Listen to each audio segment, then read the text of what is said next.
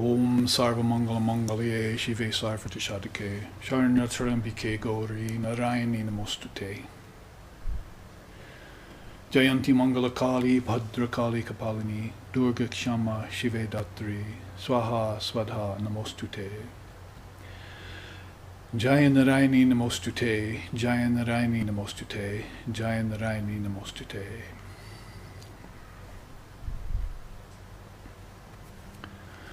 Devim Prasanam Pranatarti Hantrim Yogendra Pujam Jugadharma Patrim Tam Sharadam Bhakti Vijnana Datrim Dayaswarupam Pranamami Nityam. Om Shantihi Shantihi Shantihi. O propitious goddess, killer of misery and souls resigned, savior of religion in every age, by saints and sages worshipped, O mother kind. Give us love and wisdom, thou, O grace incarnate, to thee we bow. Om peace, peace, peace. Om Sahana, Om Sahana Vavatu Sahana Bhunaktu Sahaviryam Karvavahai Tejasvi Navaditamastu Ma Vidveshuvahai. Om Shanti Shanti Shanti. May Brahman, the reality, protect us. May Brahman sustain us. May Brahman illumine our thinking consciousness. May we not find fault with each other, with the teachings, or the world. And may what we study be a source of inspiration to us eternally. Om peace, peace, peace. May peace be unto us, and may peace be unto all. Om Hari Om.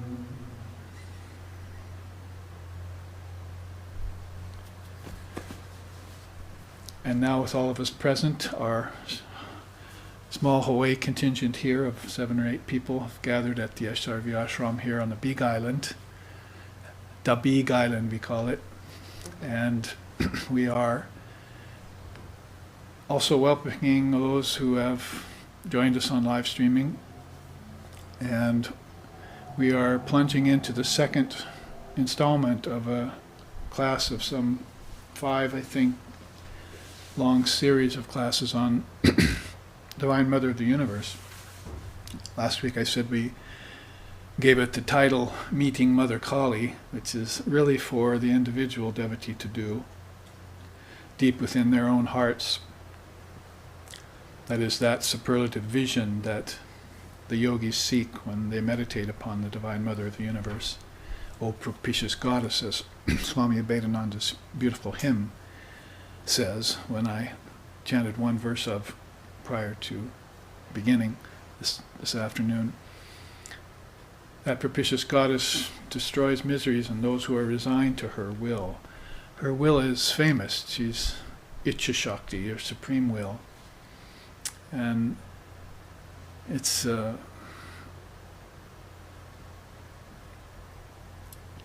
even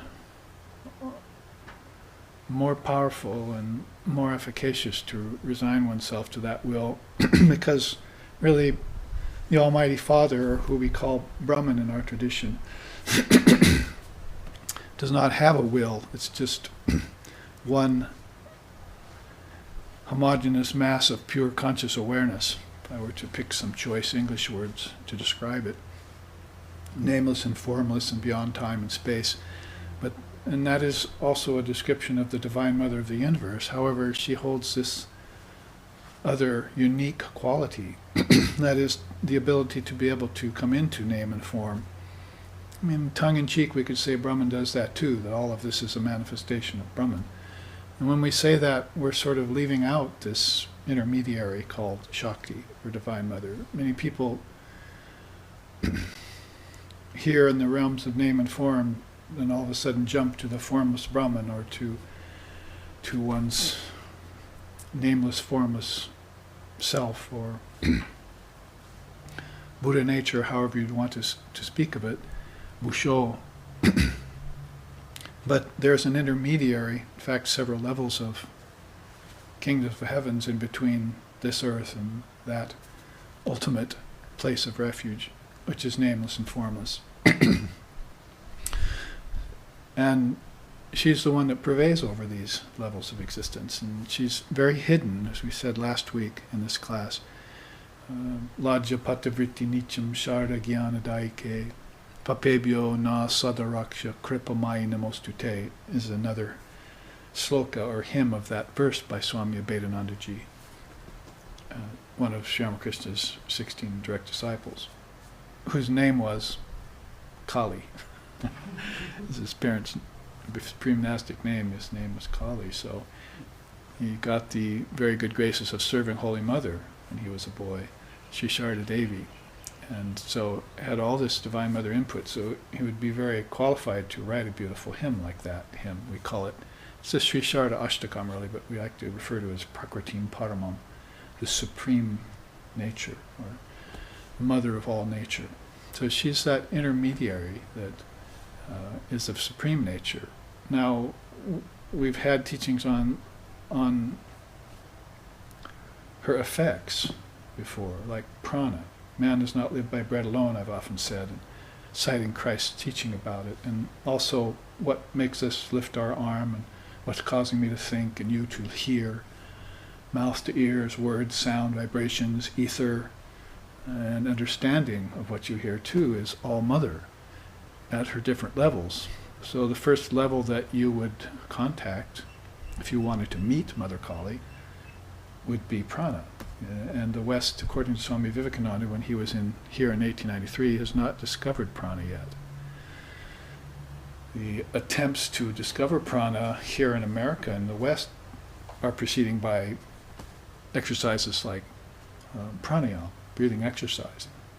This is often done for not the wrong reasons, because prana is actually an early exercise that can help you move some energy inside of your body and maybe get your mind a little bit brighter too. Psychic prana, it's called. But just watching yourself breathe or attributing energy to air moving in and out the lungs, like as if you were a bellows or something, is not quite the point there. You have to get a hold of the prana and control it. And so the next step would be your senses. I mean, I'm speaking yoga now, real yoga, not the hatha yoga. It's just a physical thing, but the eight-limbed yoga, as you move inward, you want to control your senses with this prana. And so your eyes see by the power of prana, your ears hear by the power of prana, and so forth. And so if the prana is not under your control, then what you're seeing is not reality. You're seeing relativity all the time. What you're hearing is not God's voice. You're hearing all sorts of low-grade mantras, let's call them, like how's the weather, or worse. Your conversation is not very high, and therefore the prana is also there, and the lack of prana, I should say, is also there in the uncontrolled tongue. See, you're not practicing silence, you're not reserved. So if you look at the senses and their connection with prana, this is one of the reasons why they want you to get a hold of it, so you can control your senses. I was reading last night in my teacher's lectures, which we're transcribing for the Nectar of Non-Dual Truth journal that we put out. And there was one quote I remember. He said, he started his lecture off looking at the Westerners that were in front of him, some 40 or 50 people, and he said, "Do not teach your children self-expression. Teach them self-realization." And it's just because self-expression is sense-expression in this culture, in a materialistic culture. So he makes a very fine line there. I mean, self-expression, we all like that. I'm sure he liked it too, in a way, although he was a monk, and you wouldn't see him focusing on that area of life.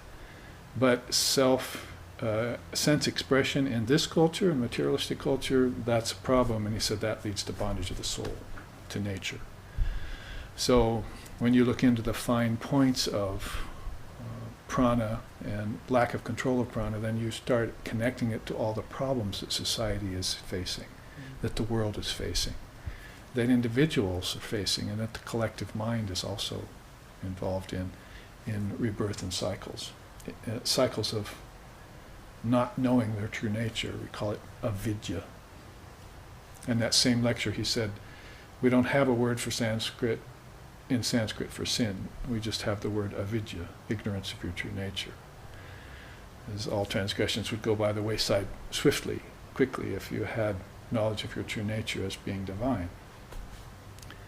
So, in the same lecture last night, might as well, since it's occurring to my mind, he said, I'm in a Christian land right now. I'm teaching an Eastern way of renunciation.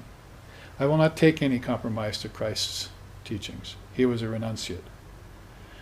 Then he went on to say, whenever I look at the cross, I do not think of sin and redemption spilling its blood for our sake. When I think of the cross, I think of crossing out the ego. So I culled that one out and put it for future use in a seminar we'll be giving next year about him, which I'm calling Advaita Vedanta in a Jivan Mukta. Hoy will be fortunate in that way because we'll give it as a retreat in Seattle with 10 new charts on Swami Sheshananda.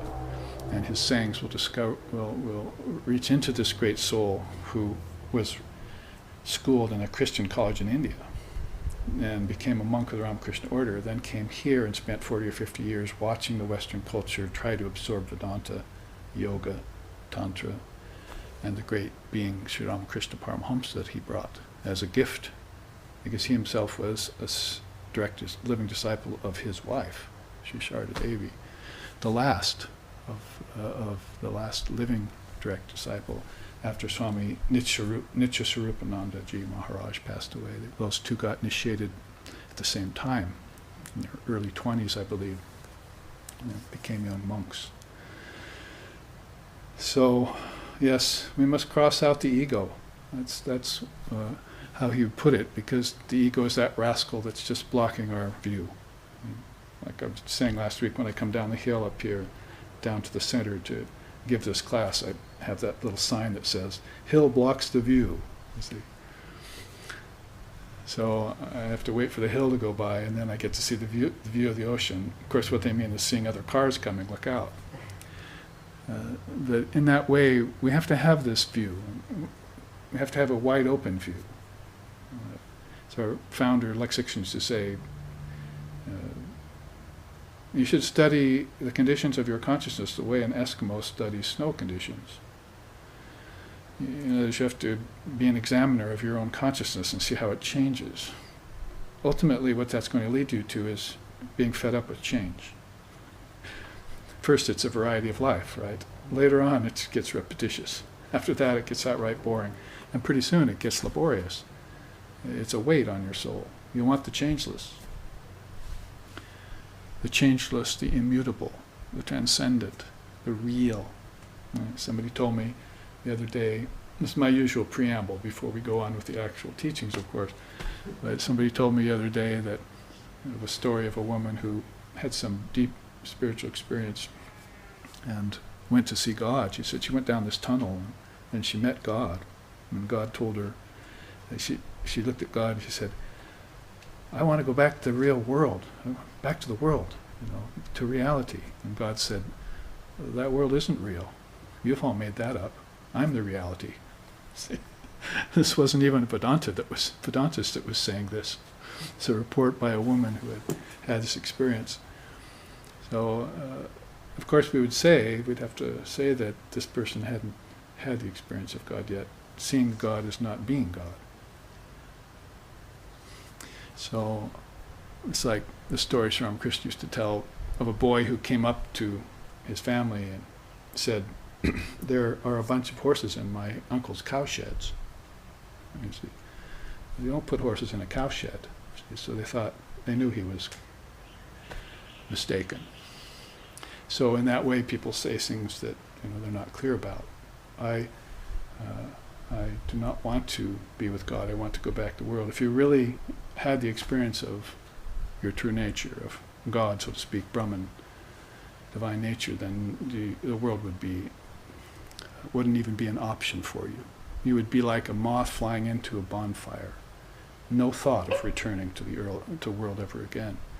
Because there's bliss, there's peace, a peace that passes all understanding. There's pure conscious awareness, timeless, deathless, free of all problems. Yes, it's empty. It's empty of all those things that are problematic in the realms of name and form. That's why they call it formless.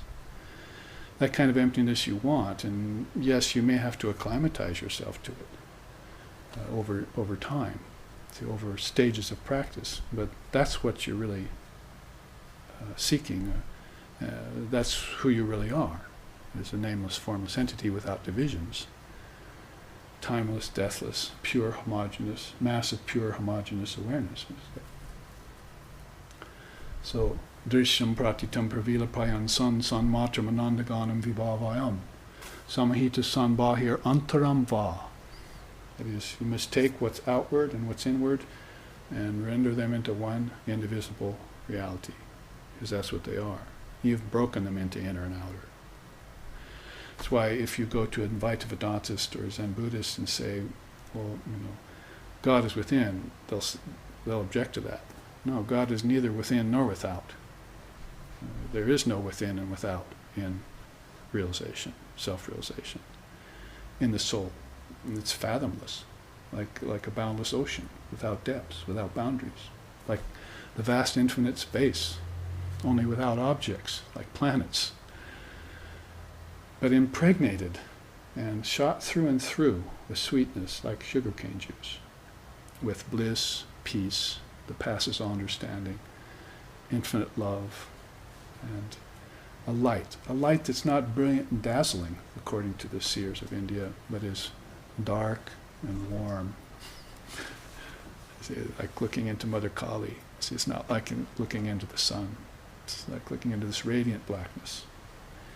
And so she's the one that will acclimatize us then to these higher realms of our own consciousness. And we'll have to do this by stages according to her will. So this brings me back full circle to will, Icha Shakti. So when we meet Mother Kali, we should subjugate ourselves, surrender ourselves completely to her will if we are really going to be her devotees and adherents to Shaktism, to philosophy, and begin to gather this information about her, starting with the effects of things. See, what our senses perceive via the prana is meeting Mother Kali, is what I'm saying. That's how you get to God is in everything, by the way, which is an Advaitic statement. God is everything and everywhere. Sarvosmi, Sarvidam Kavidam Brahma, those great statements. That's how you get there, is by first connecting, not by jumping to some transcendent area with it, leaving everything in the middle untended, but by connections, conjunctions. Vyahriti is the Sanskrit word. To make connections is very important. These are connections that have become broken. Like I've often used, the trail of breadcrumbs that you left out. You didn't provide for the fact that some little mischievous little birds were going to come and eat them while you weren't looking, so you can't find your way back home. A song out of the 60s. Can't find my way back home. So the connections are extremely important, and if they've been broken, then you have to reconnect them, just like any good electrician would get in your side of your wall and put those wires back together, clean them off, and then everything works, functions properly. So you'll have to do this day by day with the prana, you see. If you're doing this with the prana, you see better in your old age, and your food tastes good to you all the time, and you hear better. And then when the time comes for you to make the next level of meeting with Mother Kali, it'll be psychic prana, how you understand what you hear. This ether and hearing are the subtlest of elements and senses in my tradition. Not seeing and light, but hearing and ether, space. See, subtle spaces inside. So as you move inside to this level of psychic prana, this is a connection you're going to make to intelligence.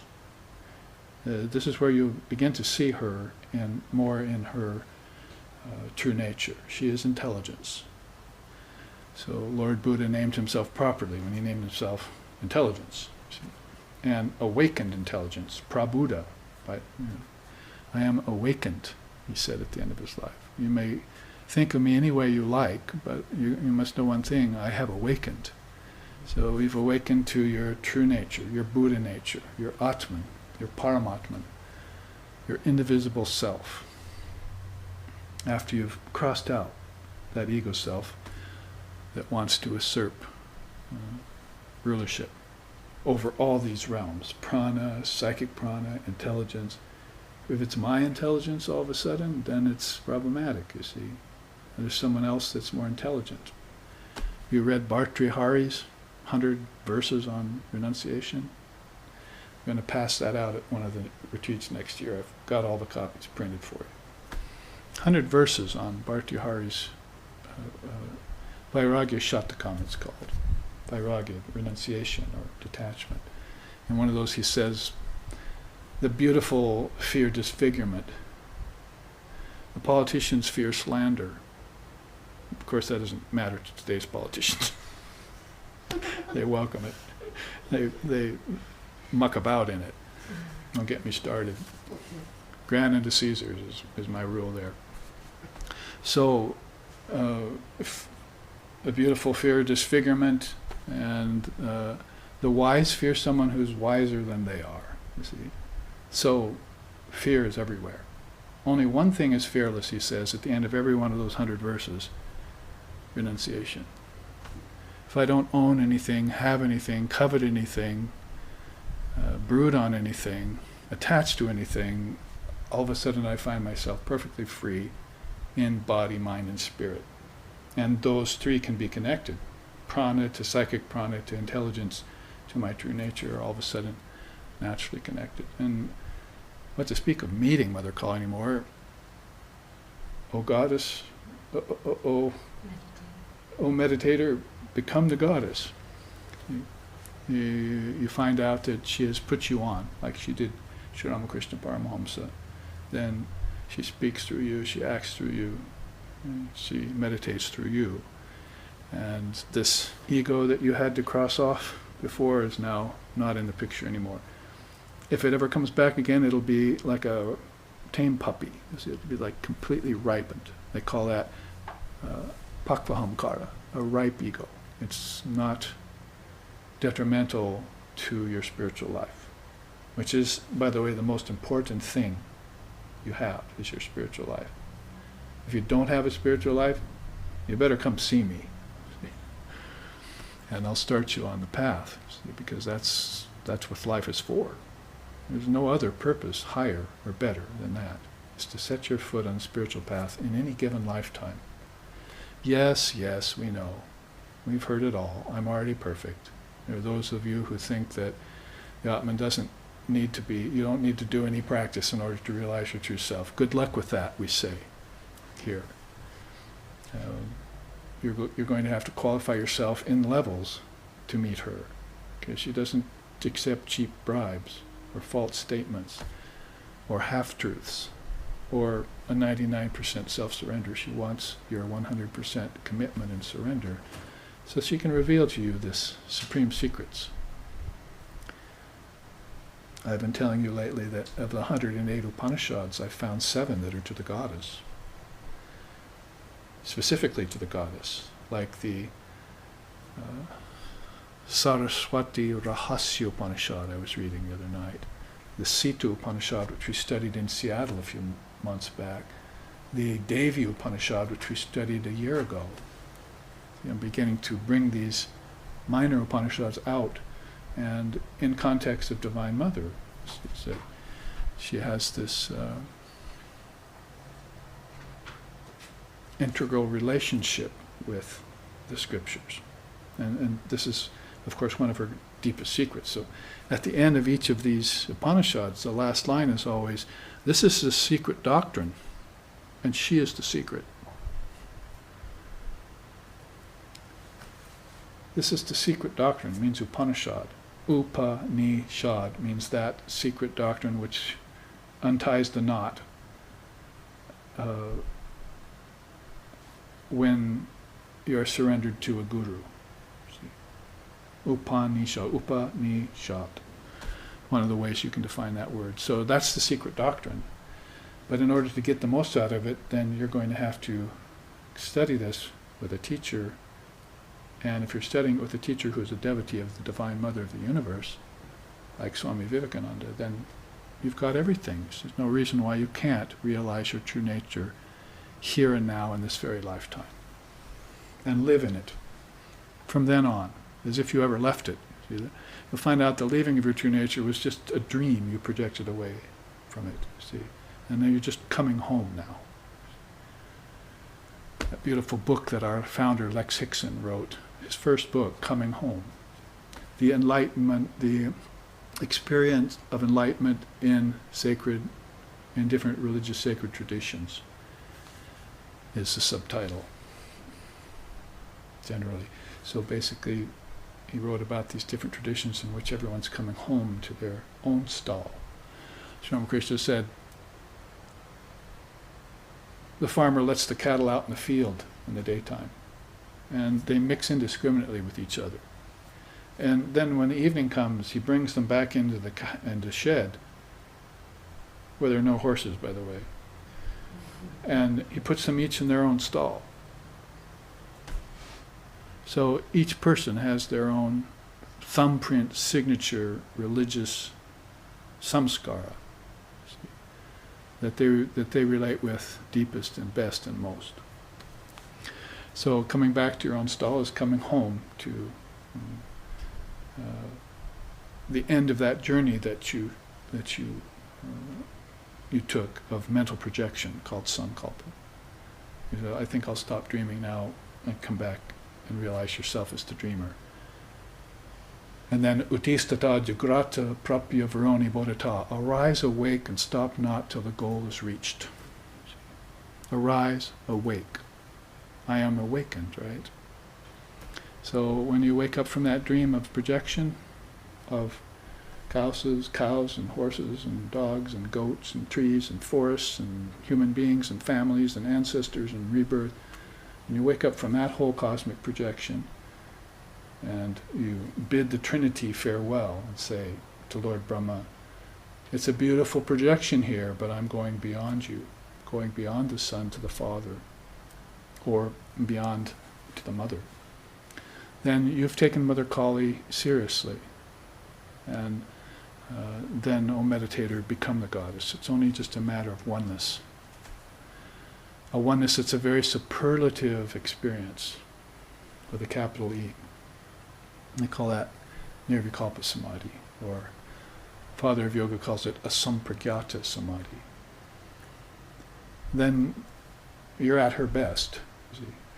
She's always at her best, but now you're at her best because you've met her on her own ground, non-duality. Nameless, formless, blackness of space, of inner space, just infinite.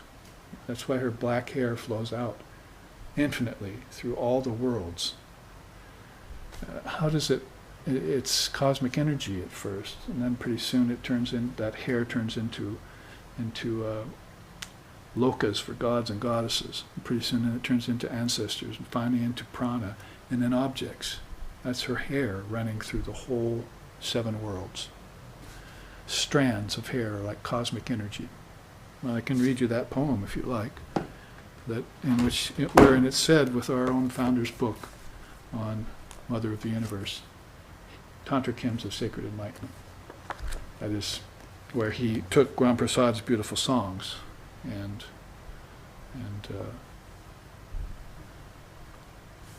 put them into English mantras, I would say, like beautiful ones like this.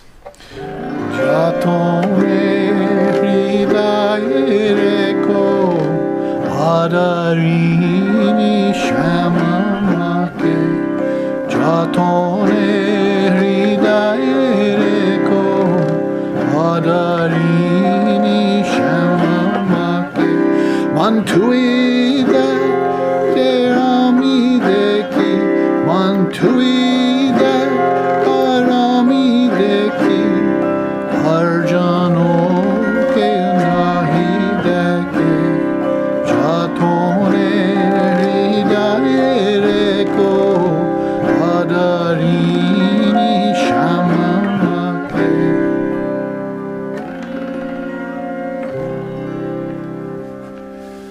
So, oh blessed mind, blissful by nature, awaken to the enchanting vision of Mother Shama. That's a name for Kali, Mother Shama. It's the color Shama. How do I awaken to her? By opening your inner eye of wisdom. The sixth chakra is very difficult to penetrate. We'll have teaching on that in a minute. Upon perceiving her form enshrined eternally within your heart, withdraw into that sacred chamber of ecstatic love and behold her there in secret. Ram Prasad. So they say, well, then we're meeting her through everything we see, taste, touch, hear, and smell. Then we connect that to prana, because prana is a life force. That flows out of her. Then we connect that to psychic prana. Then maybe we could connect it to sound. Let's see. Divine sound like this. As Lexicon said, Ram Prasad's tantric songs represent the actual experiences of a great adept. They can now be experienced anew by sensitive readers of modern times, not as romantic glimpses into some ancient era or esoteric culture, but as openings into the global civilization of the near future. By her very nature, Mother is always global, always indivisible, always revolutionary. These songs can serve as a non-doctrinal, non-official scripture of the goddess. We can think deeply from Mother Wisdom through the practice of oral recitation. Each song opens unique channels to the subtle body. I've been talking about channels, right? Nadis that move inward. When souls pass from the body, they don't go out into the earth. Your body dies and decays there. Your mind complex or your transmigrating soul goes inwards through channels. So what if those channels have been replaced? Those channels of mere food and enjoyment and ancestor worship and so forth have been replaced by meditation on these beautiful songs from a great adept. He says we can drink deep from Mother Wisdom through the practice of oral recitation. Well, here's where you begin to meet Mother at the level of intelligence, wisdom. The poems travel within us as we travel within the poems. Each mystic hymn represents a new encounter with her, a gift from Mother.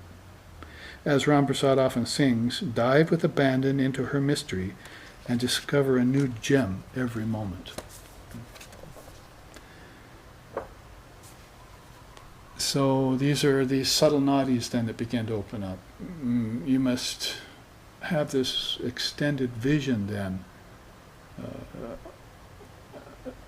Expand your mind's capacity to know her. You can't just stay dwarfed and small and consider her some... Well, if I could read from the back of my own book on her.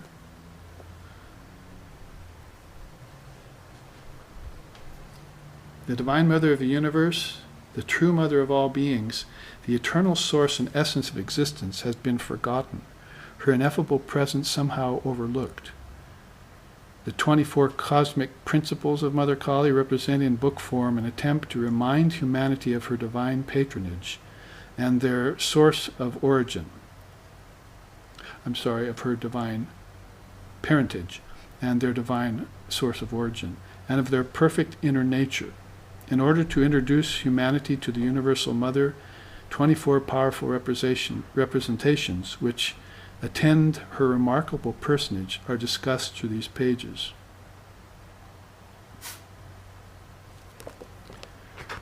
So, how I begin the book is that she can't be looked at merely as a nature goddess or as a simple earthly mother. We have to take her, meet her on her own ground as much as possible. So remaining out here, outward and externalized, we're seeing effects of the causes, but we're not getting to the causes themselves, what to speak of the causeless cause, which she represents. She,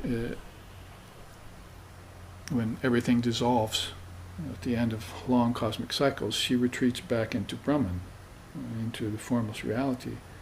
And then when the next cosmic cycle starts, she emerges, and then she appears to us as modesty, as intelligence, as compassion, as abundance, as sleep, as awakening, and on and on.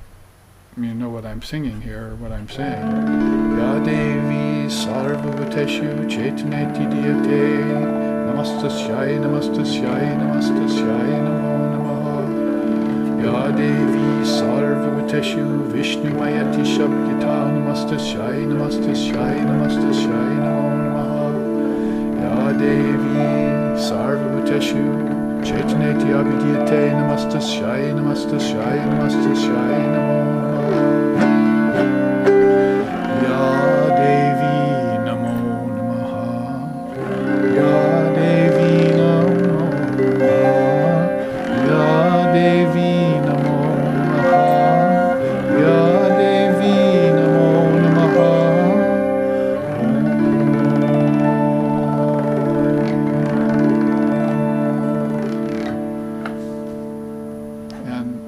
Out of the Chandi, one of the Divine Mother scriptures, and it rolls on and on. As shadow play, you exist in the hearts and minds of all beings. Maya, you exist in the hearts and minds of all beings. As intelligence, you exist in the hearts and minds of all beings. As devotion, you exist in the hearts and minds of all beings. As samadhi, you exist in the hearts and minds of all beings. As delusion, you exist in the hearts and minds of all beings.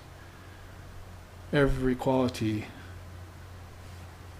possibly known to mankind, she appears in the hearts and minds of all beings as that quality, depending on the form, its manifestation, its karmas and its samskaras, and the gunas that it selected throughout its many lifetimes.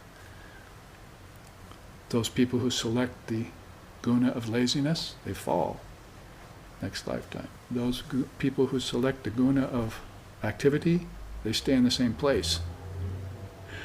Those people who accept the guna of sattva, balance, they rise. Who said that? Sri Krishna in the Bhagavad Gita. People's lifetimes in samsara and getting out of samsara are based upon these gunas, on these cycles. Had a man write me recently, I don't know what the problem is, the thing is so difficult right now, and I had to go to the shrine and weep to Divine Mother. Is that all right to do that? Can I do that? And I just feel like I know I have to forgive myself. And he went on and on with these things about coming up for him this time. I just sat down and I wrote back. I said, I think people don't really realize that the gunas change day to day. That this is their true self doesn't experience these things. It's their ego self that's experiencing these. And so if you identify with the ego self, then you're going to identify with change. And if you identify with your true self, then you stay changeless. See? All the time. You're the same every day. Does that sound boring? I can tell you it's not boring to stay peaceful, quiet, equanimous, blissful, even-minded. It's not boring. You get so much more done. You're so much more efficient, even in the realm of works. So I just had to sit and write that person and say, here I'll give you a little excerpt of a message you wrote me 2 months ago. So I culled it out, cut and pasted it into it. How beautiful everything was. How beautiful it all was. So 2 months ago, you're telling me, writing me how everything is great, your spiritual life's going full force, everything is fine. See, having visions and happiness and bliss. Now you're not. See, what happened? Are you to blame? Or did the guna change and you didn't change with it? You didn't get on top of it. You see, you let the guna affect you. That is tamas, rajas, or sattva. You let it affect you. And you didn't stay equanimous above the gunas. Tri guna tita. There was a Swami, one of the 16 direct disciples of Sri Ramakrishna, called Tri guna tita. So if all of this is too much for you that we teach in Vedanta and yoga and so forth, if you're not the person, you don't think you're the kind of person that has that capacity, well, here's a practice for you. I challenge you just to stay even-minded all day, one day of your life. Study your consciousness like an Eskimo studies snow conditions. Just decide, this is going to be a clear day. No snow, you see. Or it'll just be a white Christmas snow, you see, where everything is perfect. And whatever happens, good or bad, is not going to affect me. Whether it's snowball fights or yellow snow, I'm not going to bother one way or the other, you see. Not going to affect me. And it's the practice of equanimity. It's the yoga of equanimity. Pretty soon, the yoga of equanimity will turn into the yoga of insomnia. You'll be in an ever-awake state like Lord Buddha was. And it will be too much trouble to open and close your eyelids in meditation. I just want to stay just like this. I don't want to do anything else. Too much trouble to even go to meditate, because I have to close my eyes when I meditate. It's in the scriptures. That monk who's reached non-dual state thinks it's too much trouble to open and close the eyelids in meditation, see. So just kind of half open, you know, gazing within or beyond. So all of this is under the auspice of Mother Kali. See, we're Divine Mother worshippers in this age, and there are now, according to Sri Ramakrishna, the Kali Avatar has awakened 5 million of us on this planet. 5 million of us. That's a substantial number. It's rather a Herculean feat, isn't it?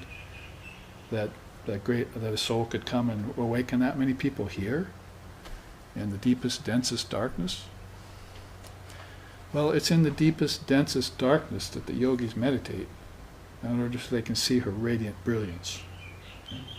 It's going to be more pronounced in the darkness than it would be in the midday sun, you see. So they're going to go inside, put themselves in the deepest, densest, darkest condition, and just, with that third eye, just try and open it and gaze into the infinite. Welcome the darkness. And then see what appears on that backdrop.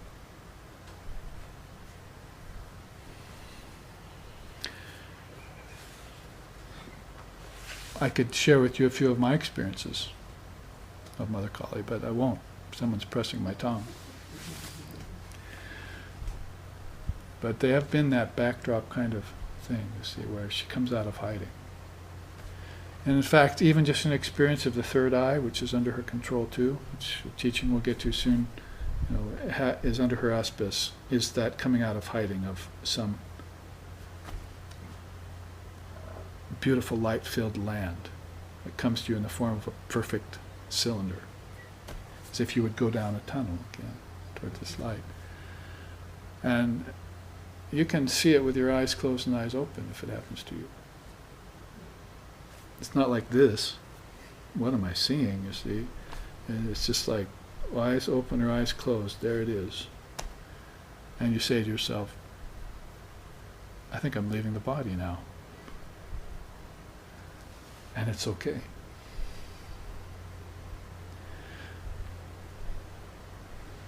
So, meeting Mother Kali is meeting death.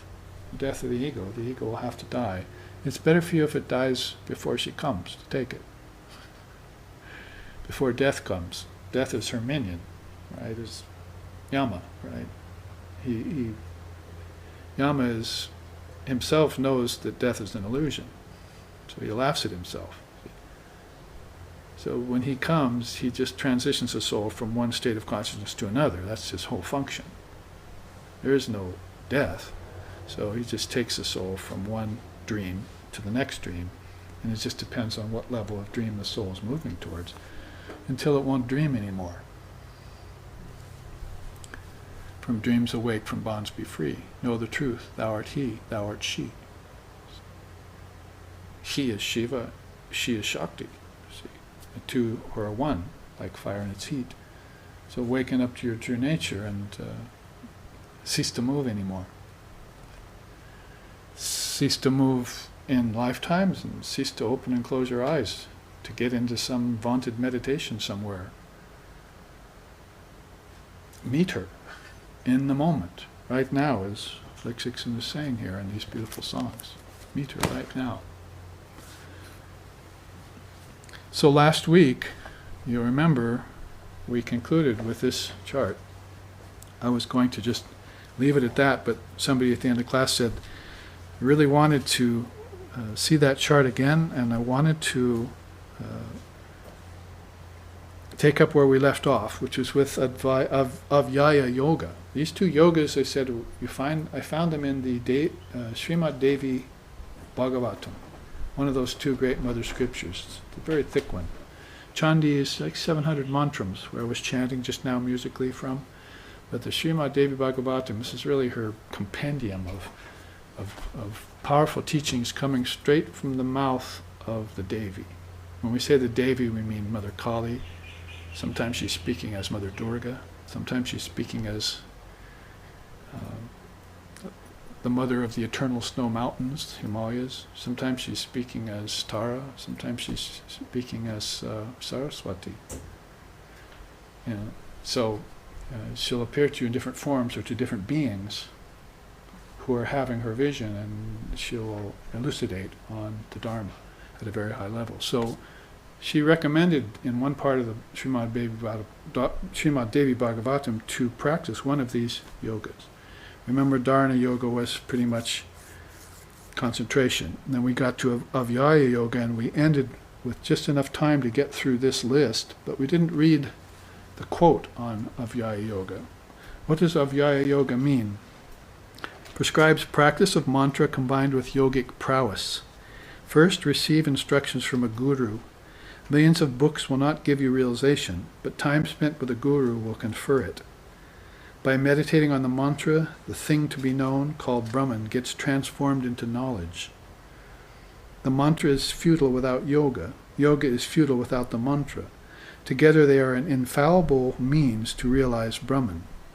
The Jivatman, the individualized soul, made invisible by Maya, is seen as identical with Paramatman via the mantra.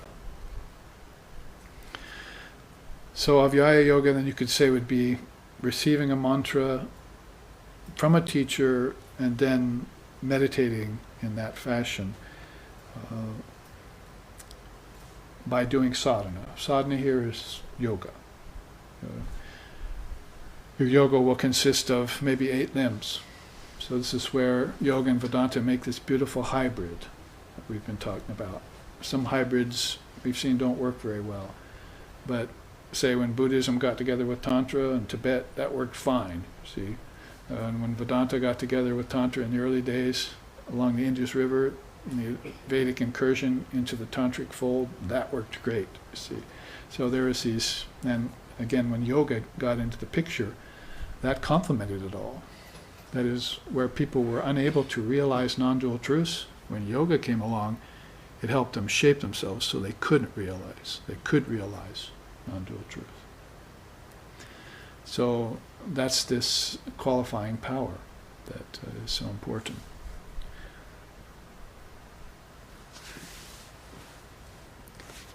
And Divine Mother, then, another thing we didn't do with this chart that's before you now is look at the top half. We jumped right into the 2 yogas.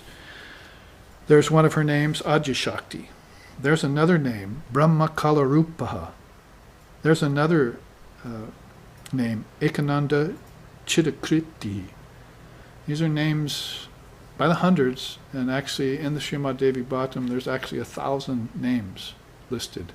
I've actually culled them out and put them into a paper, into a computer file. We've never sung them, but there's 1,000 names for her that very seldom sung in the world or recited. And of course there's the 108 names and so forth that you find as well that are easier to recite. But these great names, Ajya Shakti, the authentic or the original divine power is Ajya Shakti. And when you worship her, it's called Brahma Kala Rupaha. Brahma Kala Rupa. You see, so Rupa is form, Kala is time, and Brahman is of course the formless reality. If you worship her as Brahma Kala Rupaha, then you get Kaivalya. Another words for those are nirvana and mukti in different traditions. That is Kaivalya in yoga, nirvana in Buddhism, and mukti in Vedanta, right? Those are words for the highest spiritual experience that the soul can have access to prior to losing the ego, you see, the sense of individuality. And in fact, they have a mantra for her in Shaktism. Shakti Jnanam Vina Devi Nirvana Naiva Jayate. I pulled that out of the scripture. It means there can be no liberation without knowledge of the wisdom mother. It's like Sri Ramakrishna saying, and this would be in the Kundalini yoga, which is Kundalini is mother power, right? There will be no spiritual awakening without the awakening of Kundalini Shakti, he said. He has that in the gospel. So this connection of prana to psychic prana to intelligence to absolute consciousness through her is extremely important. You could put it this way: why in the 7 worlds are there so few enlightened souls? Because she's hidden. These souls that get enlightened seek her out, dedicate themselves to her, and reach the highest state of liberation. There are songs about it. There's one beautiful song that says, she'll give lesser boons for people, but she's very, very stingy with liberation. Even more stingy with divine love. That you have to learn. So even put this absolute desire to immerse yourself completely in divine reality through ecstatic union, see, higher than just liberation. Sri Ramakrishna used to put it, to some she gives Prema Bhakti, highest love, to others she gives Brahma Jnana. See, that's the non-dual wisdom. But to those who she wants to teach others, she'll give both. They have to be able to appeal to the bhaktas, and they have to be able to appeal to the jnanis. And basically those who worship God with form, and those who are, as Krishna says in the Gita, worshipping the formless, a very difficult and less populated route, you might say, is worship of the formless. So, there's something you can memorize. Shakti Jnanam Vina Devi Nirvana Naiva Jayate. You say that mantra and memorize it in yourself. There can be no liberation without the knowledge of Divine Mother. And keep that sacrosanct and precious, you see. And open up the gates to her and meet her in this very precious moment. Right now, for this 3 hours, we're caught in a precious moment of non-duality, in a spiritual atmosphere, and the world is shut out, isn't it? I hope it's a shut out for you as it is for me right now, because I'm not distracted or thinking of anything else. I'm full pointed on this teaching and trying to share it or transmit it. And if your mind is wandering somewhere else, then bring it back, because that's the practice you need for this kind of equanimity. So I told you one practice you could do is just to keep your mind even all day consciousness even without reacting to anything. Just for one day, try that. It's difficult. And here's another practice you can do then. See, just keep that mantra of Yaya Yoga going all the time. That is, you can offset difficulties and you can offset excitement, both. That is, pleasure and pain, good and bad, so forth. Experiences around virtue and vice and so forth. You can offset them both by keeping this mantra in mind. So you've got these two ways of doing it, through concentration, dharana, and through letting her words of power do their work in you. Mantra. We'll get to that in a minute with this chart I keep mentioning. But one more thing, she has a name, Ekananda Chittakriti. Chit is consciousness and kriti is spontaneity. So if you put those two together, you maybe get somewhat of an idea of her nature. If you want to take it into these 4 syllables, eka is a single principle. Ekam is the word for one in Sanskrit. Ekam. So you have one of those great sayings in Rig Veda. Ekam sat vipra bahuda vadanti. There is one reality. Sages call it by different names. You've probably seen that. There's one reality. Sages call it by many names. Or one destination, many roads leading to it. They have different ways of translating that in English. It actually comes from this beautiful Om Indram Mitram Varunam Agni, a beautiful Rig Veda saying that inside of it is tucked this Ekam Sat Vipra Bahuda Vedantya Agnim, all around, with the gods all around it. See, it's like Agni is there, and Varuna is there, the god of air, the god of fire. They're all around this mantra, and it's tucked inside of there about the oneness of all the gods, and the oneness of consciousness that's equal in all of them. So Ekam, a very powerful word. Ananda is complete contentment, without any interruption, without any tarnish. Just complete contentment. Bliss, of course, would be one word we'd use. Chid is consciousness. Also, sometimes they say intelligence. Depends on which you value more highly in your tradition. Intelligence is valued extremely highly in Buddhism and in Vedanta. So much so that you don't hear much about the heart. You go to Tantra and so forth, you'll hear more about the heart. You see, in Bhakti, you hear more about the heart. But Vedanta's idea is that really the only heart that there is anatomical. That's the only heart. So when they say heart, they mean mind. It's one thing. They don't cause a division between the two, unless you're having a problem with your mind, and it falls into psychology, that's yoga.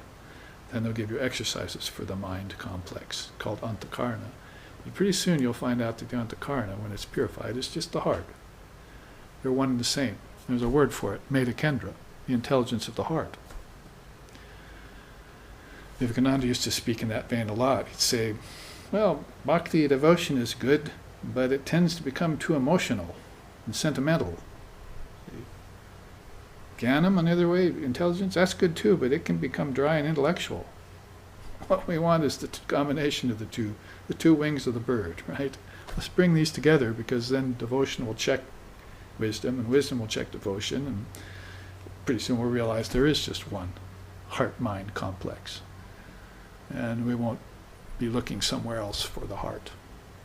We won't go looking for God in all the wrong places. Loving God in all the wrong forms, as we're doing, you see.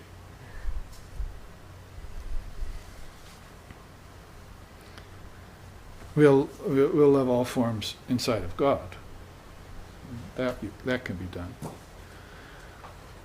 And akritihi is essential nature. So a single principle, which is completely blissful, the nature of intelligent consciousness, and the essential nature of all things and all beings. All things means this Atman is also in nature and in objects. But it's not nature and it's not objects. It's the underlying substratum. See, so you're going to have to empty objects, you see, dissolve them, as we'd say in meditation. And in fact, at the end of this series of classes, I'll be talking more about how to meet Mother Kali in meditation. Right now I'm talking about more how to meet her on a level of energy and then bridging intelligence, psychic energy, psychic intelligence.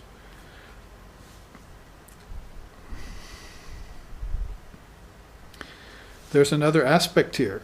Worship of lesser deities. It's called Gaunamukti. People can get a sort of provisional liberation by worshipping lesser deities. Krishna also mentions it in the Gita. Anyone who offers me a leaf or a flower through an image, I'll accept that. The pious worship, pious offering, but they worship lesser gods. They're really worshiping me, but by inferior methods, he says. So if you want to go to the Supreme Being, then you'll want to awaken this intelligent power of Divine Mother in you, and she'll show you the quintessential form. I didn't tell you about that experience of mine, but it comes to mind all of a sudden, where I was in a deep state, and I said to Mother, in fact this was a dream, deep dream, I said to Mother, show me your essential nature.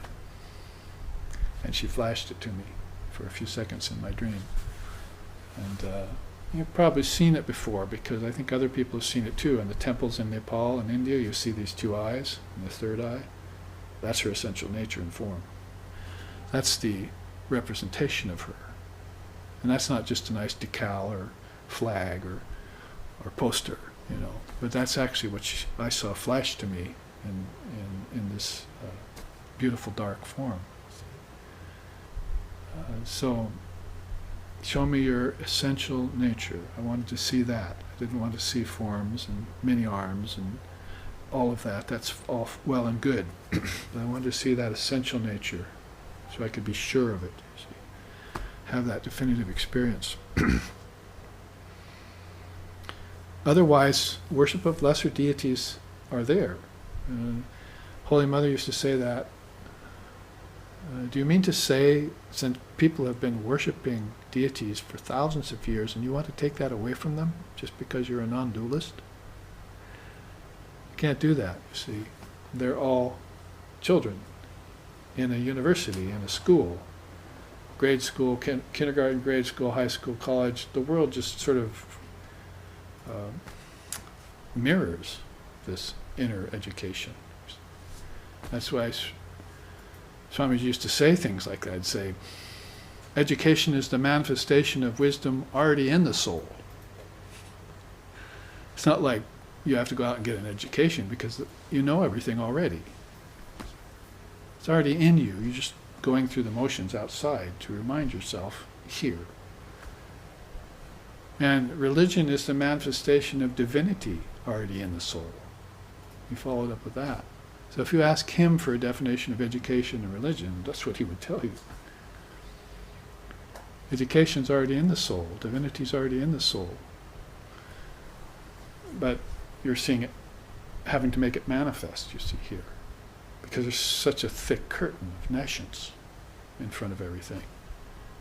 Imagine, what to speak of meeting Mother Kali, if you ever, there are people who would never even think that she exists. Have you ever thought she existed when you grew up? How long did it take you to even hear her name or hear of her existence?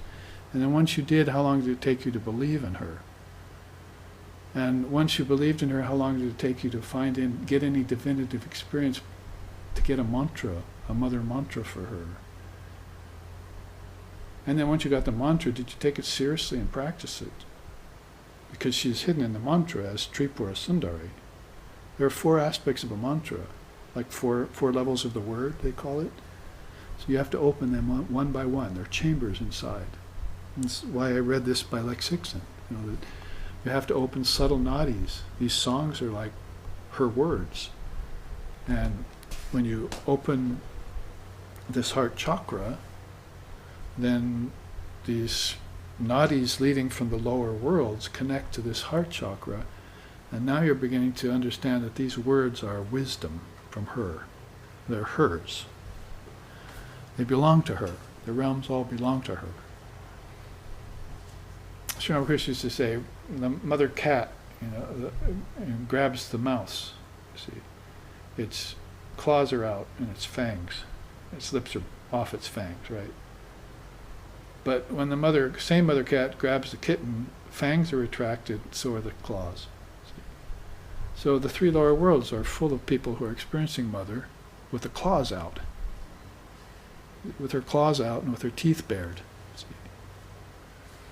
And from heart chakra on up, you're her child. See? You're her precious spiritual child, and she's guiding you inward to sweeter and sweeter realms of bliss and love and peace and light and realization, and finally rides to liberation itself. So a little bit of teaching about lower deities. You can't take them away, see. For instance, if you want to approach Divine Mother,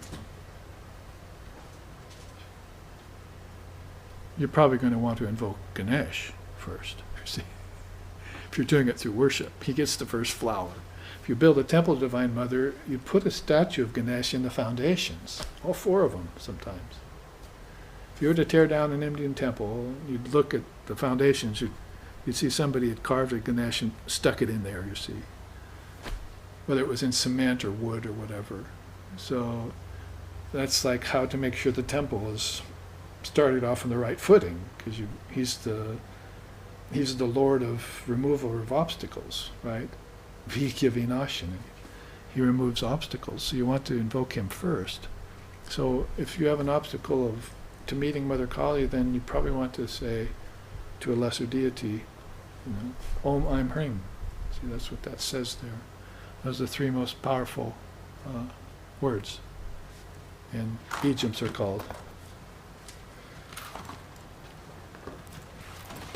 Okay, if I have that here. Yeah.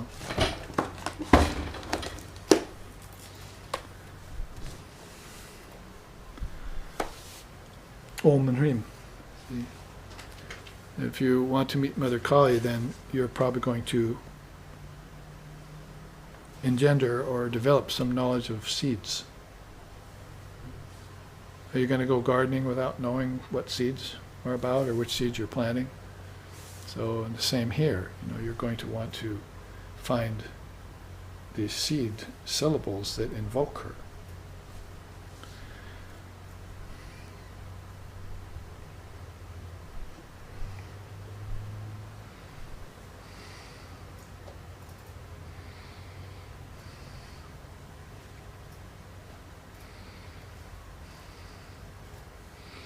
And I see I don't have that chart here because I just wanted to show it to you, not so much teach from it.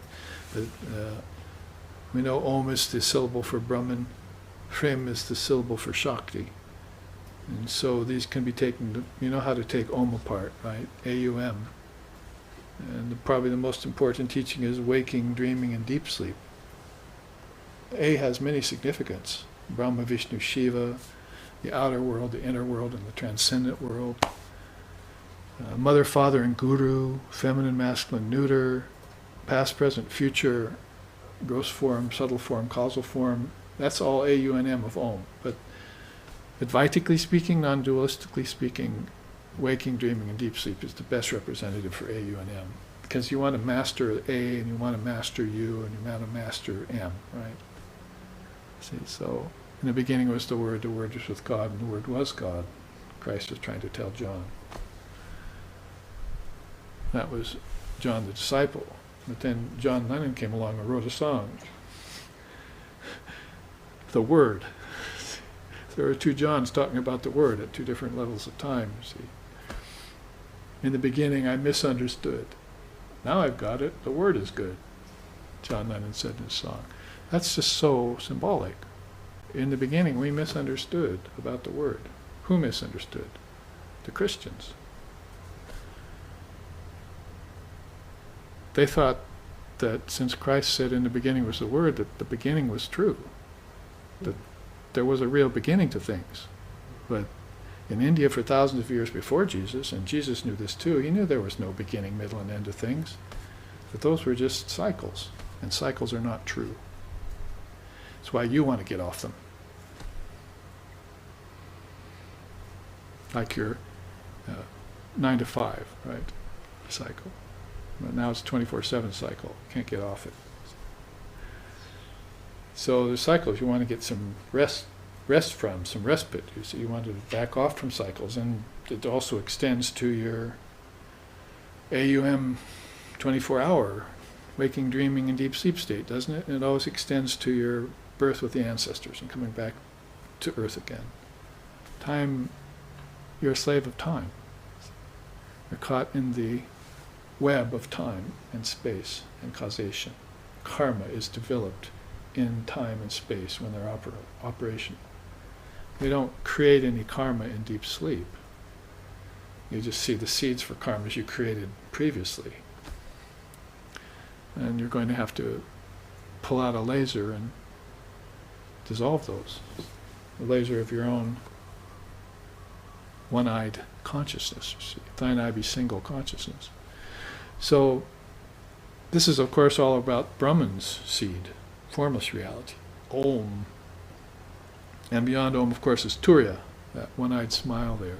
But if you want to look into her mantra, and this, again, this is just brief, because we're not taking up this class on bijas and mantras, but this is part of the Avyaya Yoga way that Mother recommends, Mother Kali recommends. You want to understand her, then you want to understand her word, and the words of wisdom that come from that word, and you want to connect them all, make these connections back inside of yourself, which is what John was trying to learn from Jesus.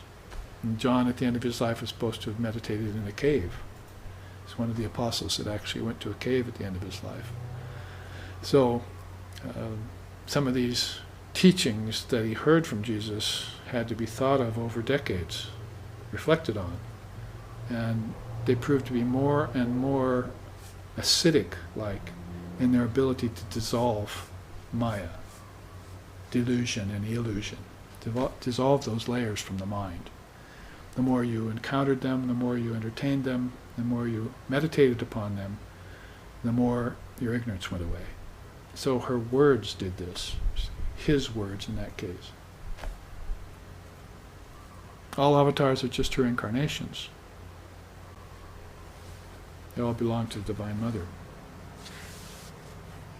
The Trinity itself, Brahma, Vishnu, and Shiva, belongs to the Divine Mother. So that's actually where I was going here.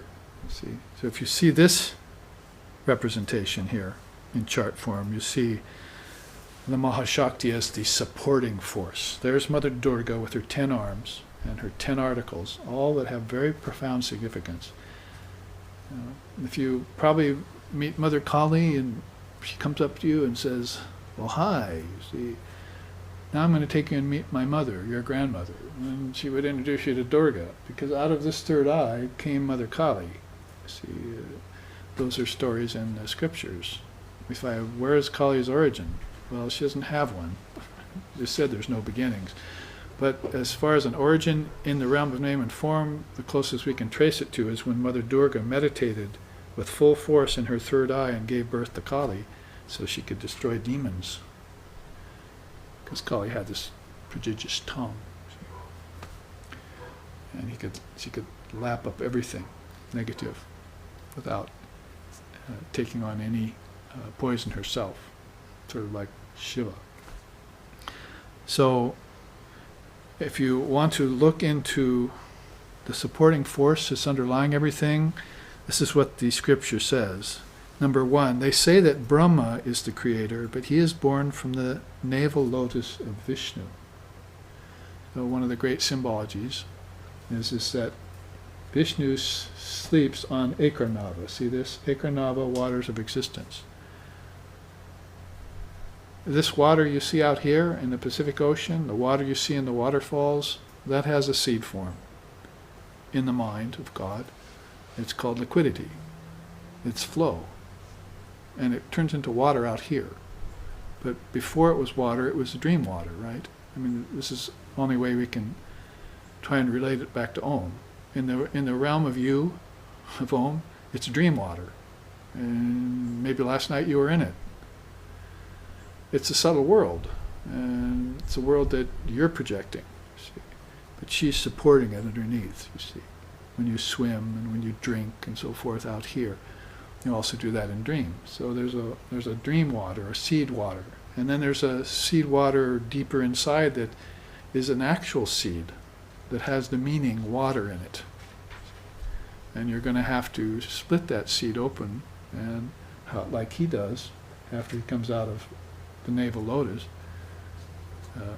because this is 1,000 petaled, and each one of those petals is a world, and he's the progenitor of all these worlds. He'll start the whole thing going, but he needs a seed first to do it. She needs to give him the mantras as seeds in order for him to create all the 7 worlds and people them with creatures who are waiting to take embodiment because their karmas need to be fructified, left over from a previous cycle. It's a cosmic design. The great seers have seen this and then given it to us in no uncertain terms. We wish it was more certain, but good luck with that. We're talking about a span of time that's far beyond the 4,320,000,000 year phase of evolution from Big Bang on the way through to nothingness on a physical level. We're talking about cycles that exceed that by far. But if you want to come out from that great vision and just have Sri Ramakrishna tell you what it's about an old woman walking on a beach. And she's got this little jar, and she picks up a little bit of sea glass and sea foam and some bits of shell, things that she likes on the beach, right? And she takes it home, she pours it into a bigger jar.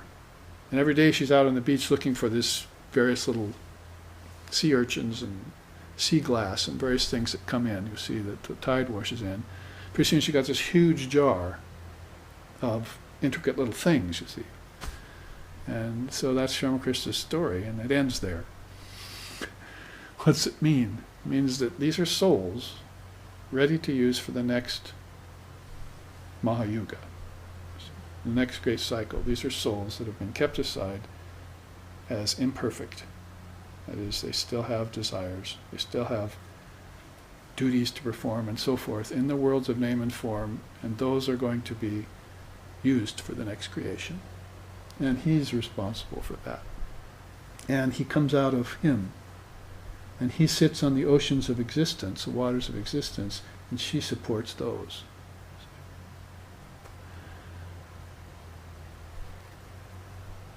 How about Lord Vishnu says here, a liquid must have a vessel. Again, Vishnu cannot be the creator, for he sleeps on the bed of many-headed snake Ananta. That's all this residual karma that's being stored up at the time of cosmic dissolution. So all these karmas go back into this, laying on a bed of cosmic existence, which is formless. The seeds are all contained in this water of existence, right? And then will come out again at the end of a cycle. At the beginning of a new cycle. And when a cycle ends, it'll all go back in. And this is ongoing continually. No beginning, middle, and end to this. This is the wheel of samsara, defined in detail, with the presiding deities. These three, the Trinity, and this is why we sing about them all the time if we understand them, for almost every class. Guru Brahma, Guru Vishnu, Guru Deva Maheshwara, Guru Eva Param Brahma, Tasmai Shri Gurave Namaha. Sing that, and it's other verses, you see, that go after it. It's about Guru Brahma, Guru Vishnu, and Guru Deva Maheshwara, that's Shiva, who dissolves it all at the end, back into the waters of existence.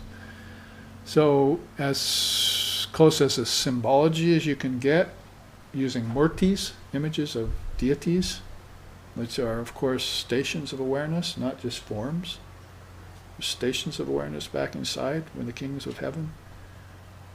That's why Jesus was telling them in the Garden of Gethsemane, there are many, many places inside, chambers inside my Father's mansion, he said. Some of them are of rest, some of them are of sojourn, and some of them are of peace. He's talking basically about the outer worlds, sojourn, and rest and peace are the other two worlds, you see. So you go in and out of these three worlds all the time. The Triputi. It's called Triputi teaching.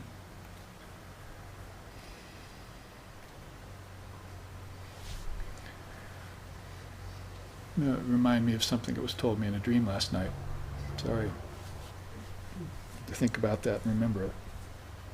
So, Brahma, Vishnu, and Shiva. What about Shiva? So, yes, Ananta cannot be the primal hub of creation either, for he rests on the liquid ocean of existence called Ekarnava, this ocean of existence. And there's a story about Lord Vishnu sleeping on this ocean of existence, and 2 bits of earwax fell out of his ears into the ocean of existence. And it turned into these demons. And they sported in these waters of existence. And then when Divine Mother woke him up and told him, give the seeds to Lord Brahma now, it's time for him to come out and create the worlds. So give the seeds to Lord Brahma. But Vishnu woke up and he found out that these 2 demons were oppressing him. See, they wanted to kill him because they thought they were great. It's their ego. They're 2 egos, huge egos. So he fought with them for 1,000 years and they couldn't be killed. So what did he do? He meditated on her. What's going on here? Why can't I vanquish these? I'm the great Vishnu, you see. So he meditated on her and she said, oh, you should know that these 2 beings in another lifetime, they got the boon of Lord Shiva to never be able to be killed. They could only be killed on land. Could not be killed in water. And water is what everything turns into at the end of existence. Everything goes back to liquid, to flow, to homogeneity, to formlessness, right? An ocean of existence, an ocean of milk, sometimes they call it, Ekarnava. So, in that case then, they had to, Vishnu said, well then how do I dispatch these demons? He said, well, appeal to their egos, tell them they're great, and tell them that they're the greatest beings, and that you love them, and you want to put them on your lap. Take them on your lap and, talk with them. And put them on your thighs, because your thighs are dry land. Then you can kill them. So that's how Vishnu killed them. He appealed to these 2 egos, and they got all puffed up. And said, oh, well, you're not such a bad guy. Well, come over here and sit on my lap and tell me about it. And then all of a sudden they were out of water and on dry land, and he took his discus and killed them. Which is really her discus. It's up there somewhere in this faded version. So basically, I could give you dozens of stories like that about Vishnu and Shiva and Brahma that are recorded in the Itihasa and also in the Mother Scriptures about this whole, what we could say sort of glibly is a pantheon of goddesses and gods. But what we like to concentrate upon is the supreme goddess, out of which all of this flows, on so many intricate levels, filled with so much power and so much beauty and so much of terrible nature when it gets below the heart chakra. See? When birth, life, embodiment, death kick in, when time, space, and causality kicked in, when karma kick in. See? That's why awaken Kundalini in your heart, the song says, so that you will not have to return to these realms again, where it is so risky. See? Awaken yourself up in this lifetime and never get caught in this conundrum again of time, space, causality, name, and form. The 5 things that make up Maya. We'll finish this chart and go on to another one which I have for you about the Mother Kali, specifically here, her 8 parts, here are 8 glories in 4 parts after the break. Here we will break for 15 minutes. Namaste.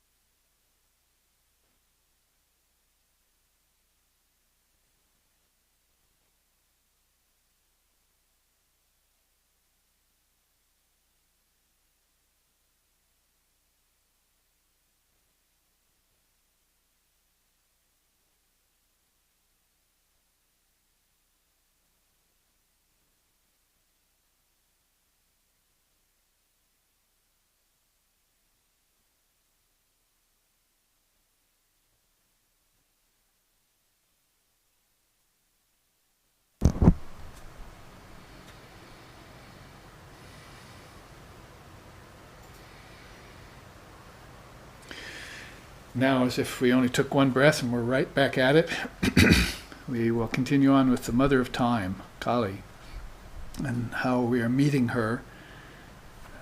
She's our very nature, but we get divorced from our own nature, as we know, in the realm of name and form.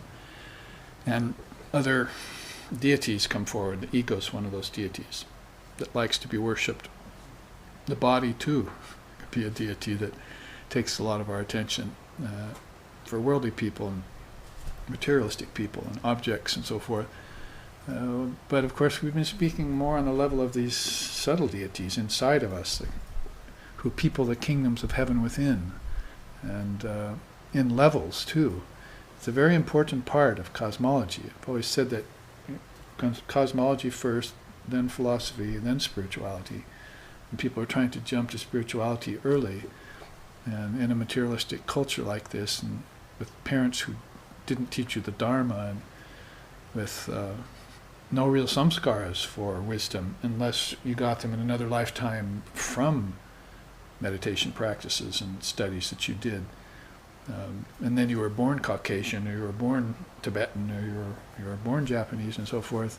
Then you have this connection to that, and it comes up in your lifetime, like it did for me when I was 19, and took over my whole life. I gave my whole life to it, and my musical career to it, and it took foremost place. And early on, my teachers were talking about Mother. There's a beautiful poem, actually, in a song that states that. It says, first I didn't know what Divine Mother was, what Mother Kali was, but then I heard my teacher talking about her.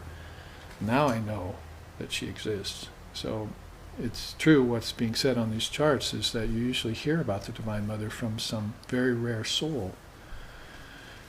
And so I found myself early on in the company of Divine Mother worshippers like Lex Hickson and Swami Shishanandaji, who was, of course, the last living disciple of Holy Mother herself, Sri Ramakrishna's wife, and found that that was the company that I had really been seeking all along, and that I was going to make spiritual strides there, and go on making them for as long as the body lasts, and hopefully not create any more bodies, like Lord Buddha said. I won't build any more houses, not of wood and stone, and not of flesh and bone. He's through with bodies. There's another song in India that says, no more birth in the womb of matter for me, only emanation for my Divine Mother. So drawing a distinction between the soul actually being born in a cage of flesh and bones and living a life of 80 or 100 years and dying, as opposed to just being a ray from the sun that just gets drawn back when night comes. So birth and death, day and night, different for those two kinds of souls. And I found the Mother worshippers had this rare penchant for that kind of thinking, and it was unique among all kinds of thinking. And it also, as Lex Hickson told me later, was not thinking too. It was learning the art of not thinking in a way that wasn't just trying to empty your mind at meditation. You studied the cosmology and you studied the philosophy intellectually so that you could prove the unreality of everything except God. Everything else went away except God, and that's how a bhakta arrives at God, loving God only, and that's also how a jnani, wisdom knower, arrives at only God exists. And that's the most complete and successful and recommendable path that can and should be taught to souls of this age. This is called the Kali Yuga. Well named, you see. And Kali in that sense means sin, means transgression, means dense darkness. It's the fourth roll of the dice. The yugas are, named after a dice game. It's very funny.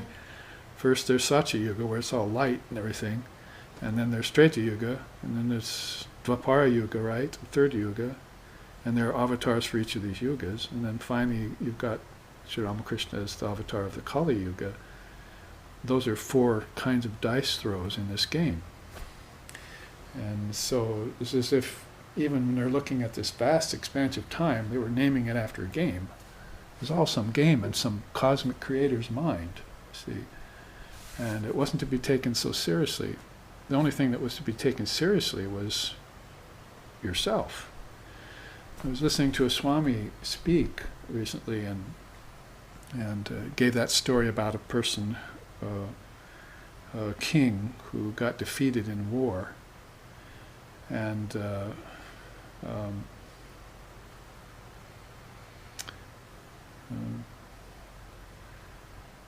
went into this dream state one night and had a perfect world and was enjoying everything, and then came out and got defeated in war. So he had this waking experience and had this dreaming experience, and when he came out of that, he kept saying, "What's real? What's real?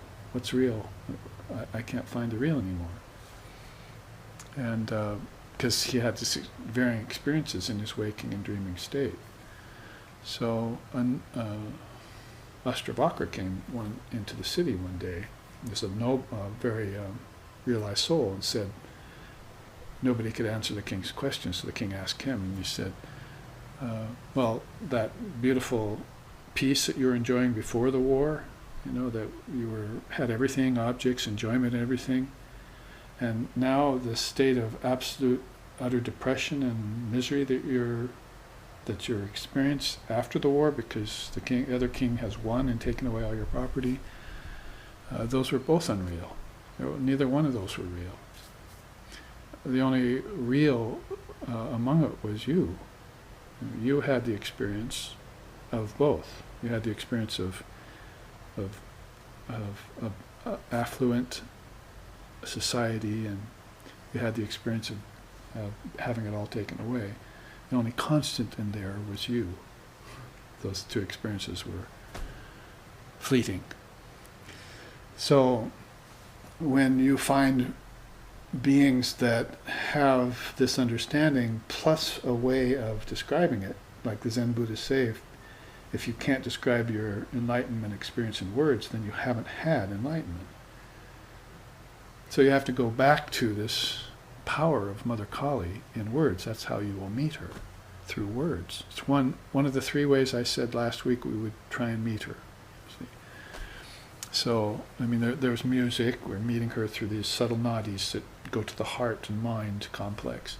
And then there's this philosophy in words, you see. And then there's mantra, this divine word. And then there's this outer show of things, Mahamaya. This is called Mahamaya, or Mahashakti, the supporting force.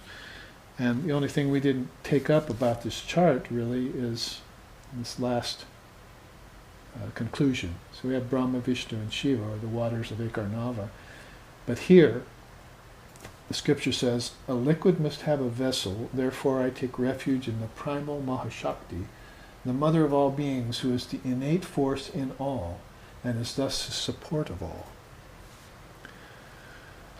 So this power, this triple power of the Trinity holds, is granted by her.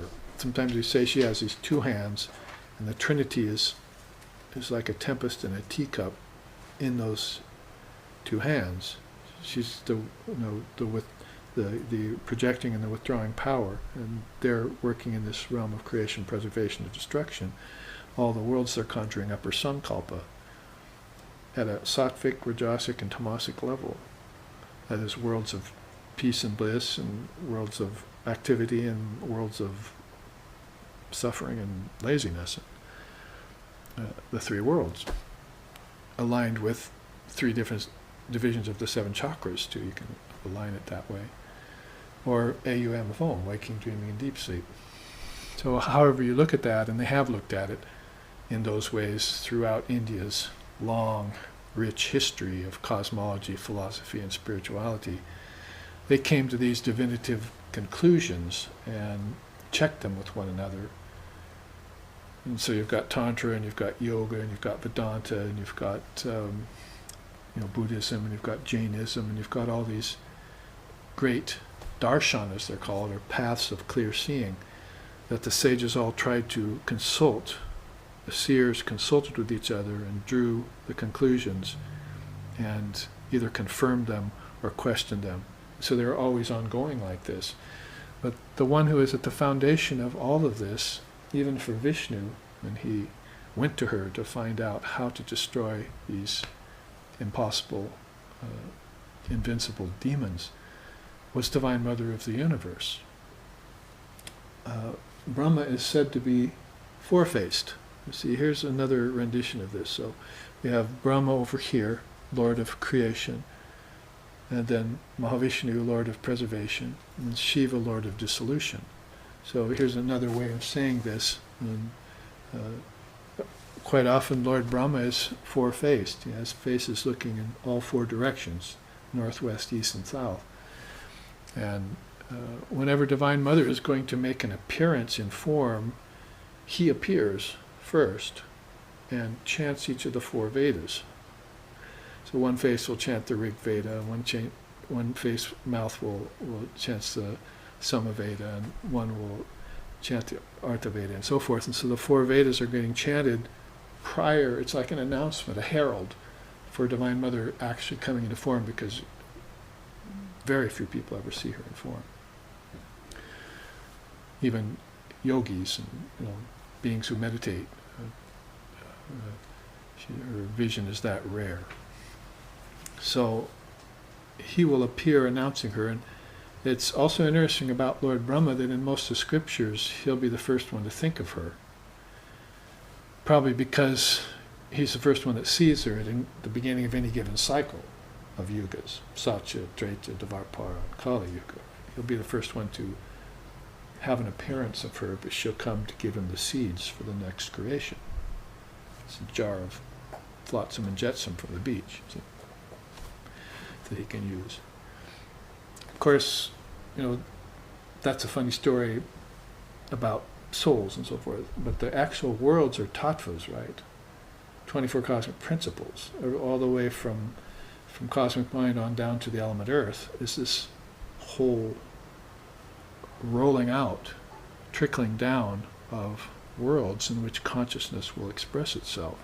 So you've got consciousness on one side of her, and you've got all the tattvas on the other, like unrolling a sky, the Upanishad said. And you can unroll the sky like a cloth. See? So she's unrolling these akashas using their powers, see, and then consciousness will visit it. So consciousness cannot venture there unless there's time, space, and form, and name, because everything has to have a name. In the word, or in any word, there's a meaning, right? And there's also a sound, right? And there's also a form associated with it. So when you think of the word seed, or a matra, you see what this, isn't it here? I thought I saw it somewhere. Oh yes, Sattvika matra, Rajasika matra, and Tamasika matra, you see. So Shiva is called Tamasika in this regard because he'll destroy everything at the end. That's his business. He's there to wipe it all out, to dissolve it back into its source. So he's the god of destruction. Ironically, he's also the god of wisdom.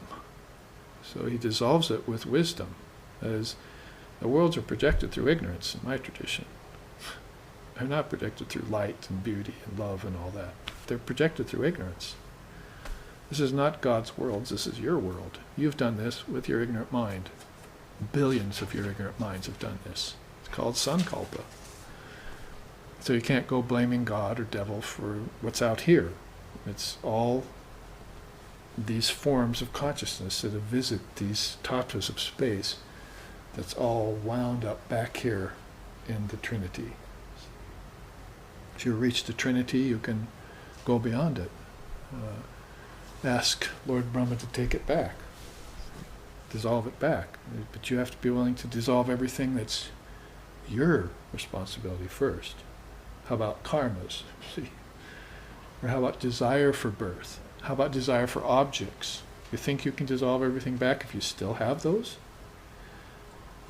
So thousands of people still have those. So Holy Mother, Sri Sharda Devi, has said the creations go on because of it. Because of desires, they go on. And you know how variant desires are in beings, from beings who want to dominate down to beings who just want simple pleasure as the meaning of life. So this whole process then is going on here in the gunas. Anyway, so he's tamasika. Most beings like Vishnu and his consort Lakshmi, because this is wealth, this is abundance, this is perseverance. You've got ages and ages of life. It's sort of like having a nice long sunny period on a big island. See? But the problem with a sunny period is there's a drought at the end, where people are starting to beg for rain, you see. Then the rain comes, you're saying, help! Stop! Rain God, please! Give me another period of sun. See? So this is this constant cycling going on. But people usually like that sunny period that's presided over by Lord Vishnu. You see. Now you're meeting Mother Kali, Mother Kali's minion, at the highest level when you meet the Trinity. You don't have to look at them as many-armed goddesses and gods, as anthropomorphic forms, because if you were to actually meet these great souls that have taken on the stations of Brahma, Vishnu, and Shiva, it'd be like meeting Sri Ramakrishna or Swamiji. It's just a personage. It's an ego. It's a conceptualization. It's a form that's congealed itself out of formlessness.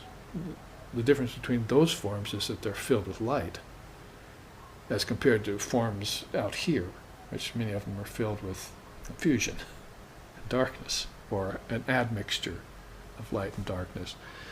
So this is why you can have darshan with these beings. And as you're having darshan with these great beings, your mind may be seeing forms. Because doesn't Vishnu look different here than he looks here, and so forth? So you may be seeing different forms of Vishnu, different forms of Shiva, different forms of Lord Brahma, and different gurus.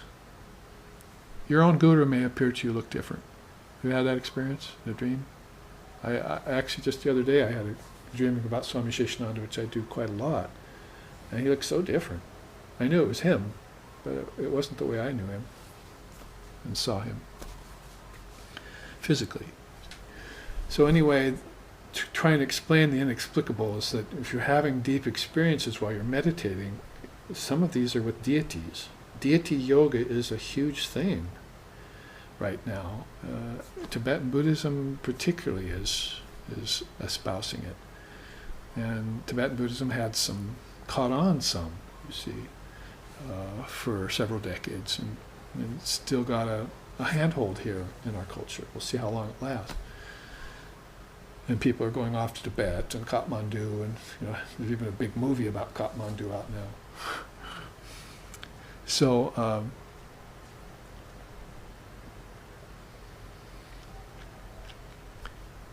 you're meeting,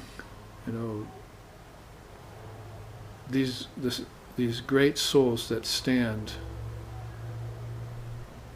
as a manifestation of her. Of course, again, as I was saying earlier in the class, this is how you can jump to, philosophically speaking, you can jump to all is Brahman, or Mother is in me, be thee perfect as thy Father in heaven is perfect, that it's the same Atman in all beings. This is how you work up to those realizations of non-duality. So there may be different ways of trying to explain it, and different cultures that are going to explain it in different ways, but here in the Indian darshanas you have it widely explicated, and you have it very ancient, and in fact so ancient that it begins to look eternal. And then you read the Gospel of Sri Ramakrishna, and you see it right there in the pages, in this most universal man. And he says, the Sanatana Dharma in India has been in existence from before time. It will always be in existence. So all of a sudden then you find out that you're on the trail of something that you are always seeking, the proof of which is undeniable, and the foundation of which is Divine Mother. So, and that kind of realization will throw you into ecstasy. Sri Ramakrishna. We've never had a man in historical record who had as many samadhis as often as he had them in front of people. He would go into samadhi. At the slightest provocation, like seeing a man sweeping. Oh, well, he's just gone. Come back a couple hours later, back to his body.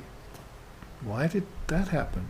Well, because I saw the man sweeping, and so the, oh, did you see the Atman in him? Is that why? Oh, no, he was sweeping, and I looked at the broom, and then I looked at the straw, and I know that straw was harvested from grasses that were grown in Navadvip nearby, and Navadvip was where the great God soul Chaitanya lived, and I thought of Chaitanya, and I went into samadhi. See? It's just like back inside by steps, all in seconds. That's how quick samadhi can happen to you, if you're open to suggestion. In the Kali Yuga, now where it's so dark, it's going to take more time. There are things that are unbelievable. Well, you know there are things unbelievable happening in politics. You couldn't imagine them back in the 60s when Kennedy was president, but now look at it. I mean, politics has always been politics, but come on. In the same way, then, you know, in the world of spirituality, there's these inexplicable, unbelievable things. If Maya is so unbelievable to you, then why can't these amazing elements of spirituality be believable to you?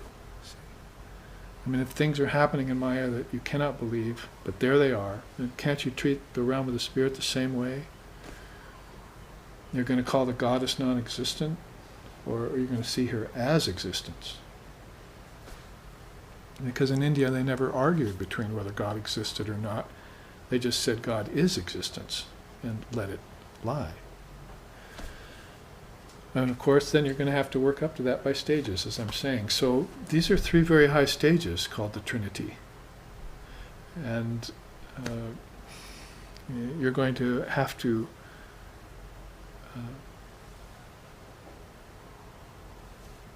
meet them to meet her, you might say. Inside of you is this very power of projection, sustenance, withdrawal. It's like these beings aren't foreign to you, and they're not that far beyond you. They are you. They are aspects of your own mind. You project, you sustain, and you withdraw every 24 hours. Waking, dreaming, and deep sleep, it's called. And so you're very good at it. You're an excellent meditator and you don't know it. If you could somehow assimilate, or simulate rather, your deep sleep state in meditation, all of a sudden you'd be in formlessness, wouldn't you? Because you had no problem doing it last night. So why is it such a problem while you're sitting there? To go into a formless state and keep your consciousness with you. Not a formless state where you drop out, like in sleep. That's a curtain of nescience coming down. You might as well be a drooling idiot in that state. We're talking about going into deep sleep with your third eye open, if you want to. If thine eye be single, you shall know the truth.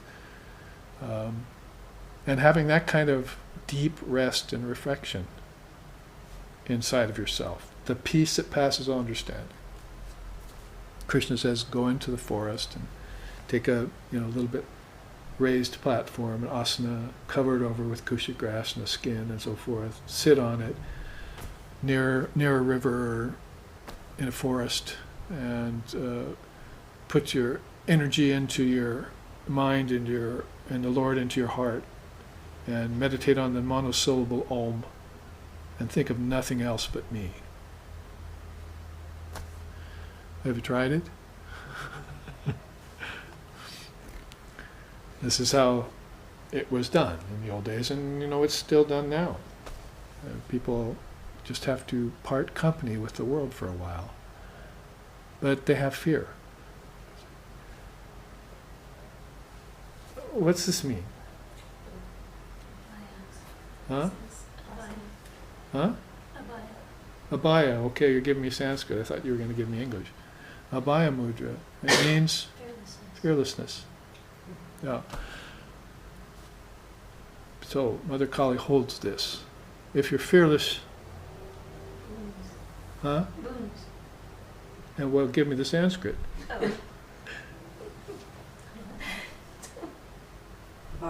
Varada. If you got Abhaya, then she'll give you Varta. If you're fearless, she'll give you these highest boons. Otherwise, these little tiny boons are all sprinkled around her feet, you see. The worlds are little tiny boons. You want a lifetime in the world? Okay. She winks at you and sends you down there, you see. Don't forget where you came from, she says. Go and have your fun. Get in there and have that fun. But these boons are different. If you want to go to her through fearlessness, then Abai pade pran shopechi Ami abai pade pran shopechi Abi arki jamer bayre kechi Ami arki jamer bayre kechi Abai pade pran shopechi Kalinam kalpataru Hridayero pan korechi Kalinam kalpataru Hridayero pan korechi. Then it goes on and on like this. This beautiful song by Ram Prasad, whom we just talked about in the first half. I have offered my entire life at the fearless feet of the Divine Mother of the Universe. Can death frighten me anymore? Pade pran. My prana I've offered at her feet, right? I mean, in order to make up lyrics like this, you'd have to know about prana. Because people are offering themselves to this and that every day, but does anything ever happen? Before they go swimming, they say, I offer myself into the ocean. Or just run down the sand and plunge, you see. Or get your toe wet, and then your ankle. Offering, a 100% self-surrender to everything you do. They're calling that mindfulness nowadays. But it's not some kind of mindfulness that you can have in an hour's meditation. As soon as you come out of meditation, you start socializing with the people next door as if the meditation had nothing for you. It didn't transmit anything to you of any meaning. You didn't hold on to it, just like you didn't hold on to God when you saw him in deep sleep last night. The light, you see. So, the all-powerful name of Kali, he sings, is the wish-fulfilling tree. Kalinam Kalpataru. Kalpataru means wish-fulfilling tree. Her name, Kali Nam, is the wish-fulfilling tree which I have planted deep within my heart. There's another song where the Guru gave me seeds to the Kalpataru tree, and I planted them in my heart, and then I watered them with the tears of devotion, and it grew, and when death came, I opened up my chest and showed him this tree, and he ran off. It made fear afraid of itself. You put death in its own grave. So, the bodies so dear to all I have sold in the marketplace of the world, and in recompense I received Sri Durga's name from my Guru. See? The song goes on and on like this. So my point, until you met Mother Kali as prana, you had never been able to say, I offer anything to her. You would have just given her mere lip service. Oh, I offer everything to you, Mother. Well, what's that mean, son or daughter? I offer my life to you. Oh, that's getting closer. What is my life? It's life force. It's prana. And that's me. You just stepped on my threshold. you see, when you put your foot or your mind or your thought on prana. Man does not live by bread alone. That's how I interpret Christ's teachings. He means prana. And there was no one around teaching people about, teaching the fishermen about the life force that was in the fish. Just nets and some sort of acumen of how to catch fish in a river and feed them to your wife and children, that's called an earthly life.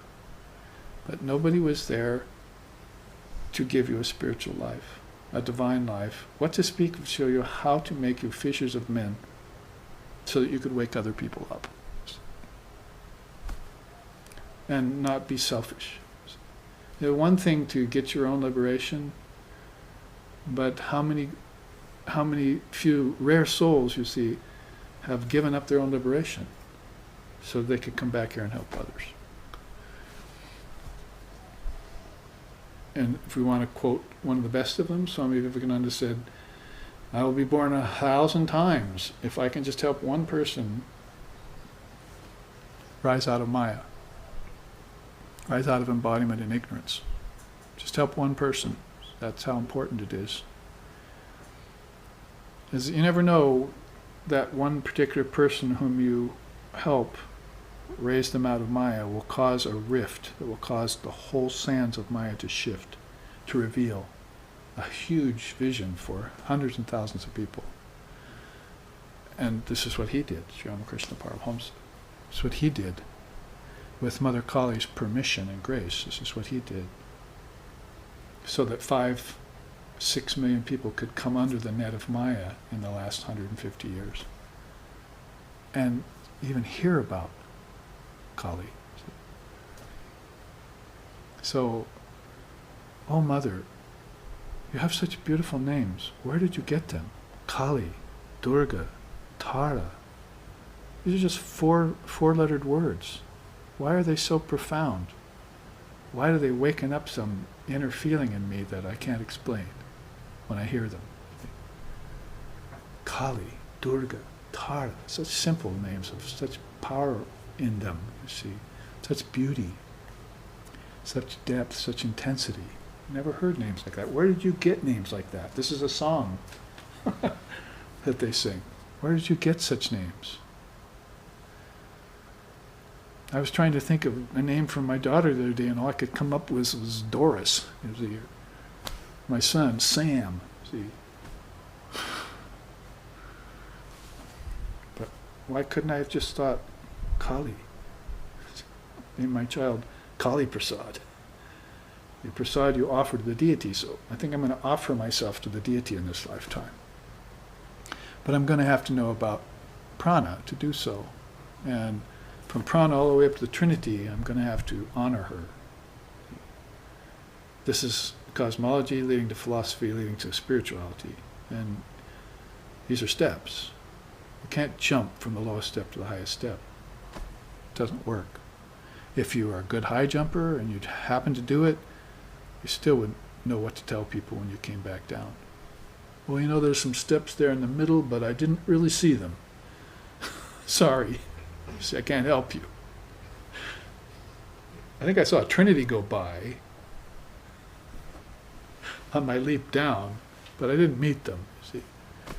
These are aspects of your own self, your own consciousness we're talking about.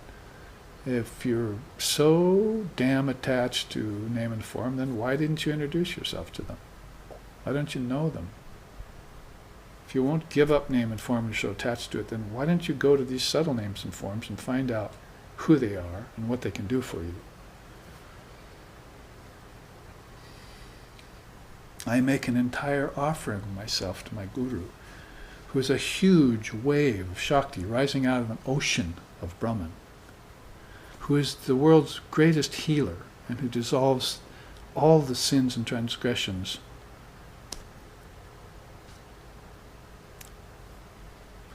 A song by Swami Vivekananda called A Chandala starts out, I make a huge offering of myself to my Guru. So to make this offering, then you have to be aware of the elements of offering. It's not just a matter of simple heart, you see. Okay, I'll give up. I'll surrender myself.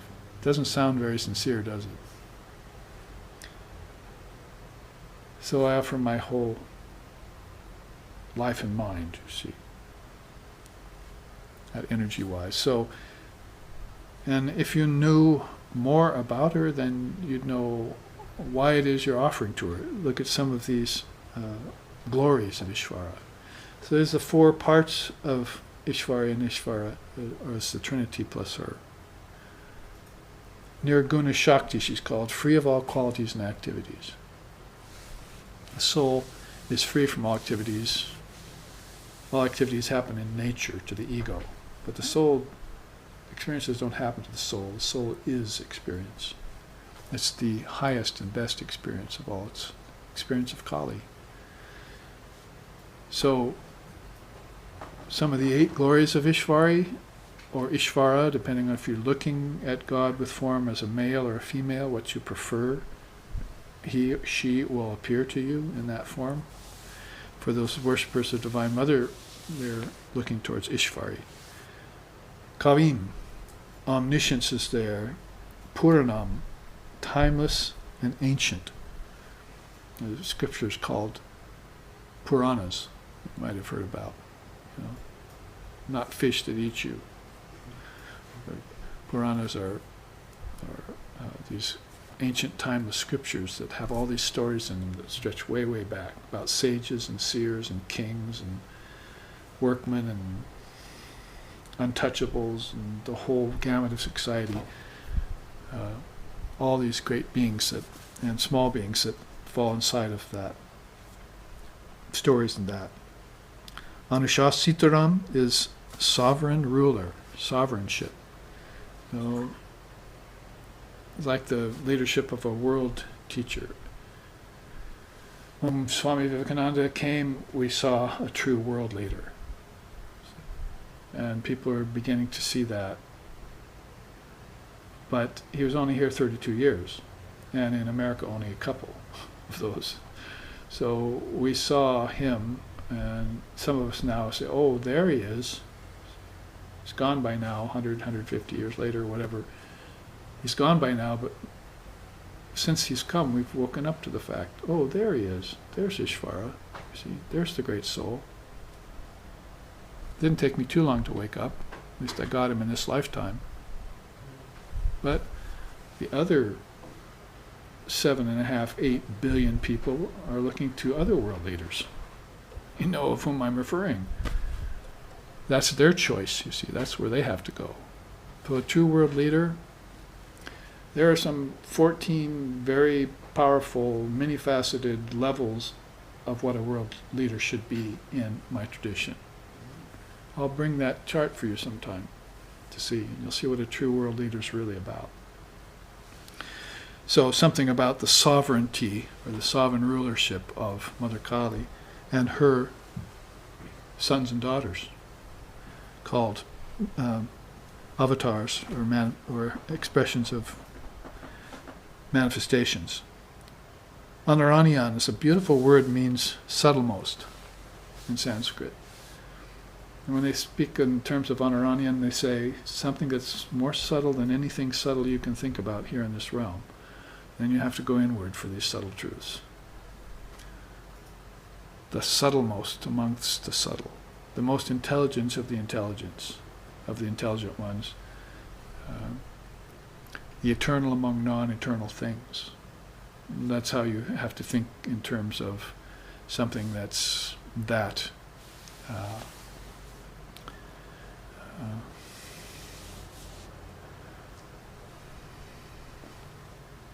superlative, searching for words. Infinitesimal, another word there. Over here you see, let's go up here, Adityavarnam, effulgent like the sun, shining with light. Like when Christ came out of the wilderness. I am the light of the worlds. Did he say the world? He's not of the world. Birds have nests, foxes have holes, but you don't have any place to lay your head here. It's like saying the world's not real. He came out and he said, I am the light of the worlds. All of them. See, the kingdoms of heaven that are within you with these deities in them. I am that light.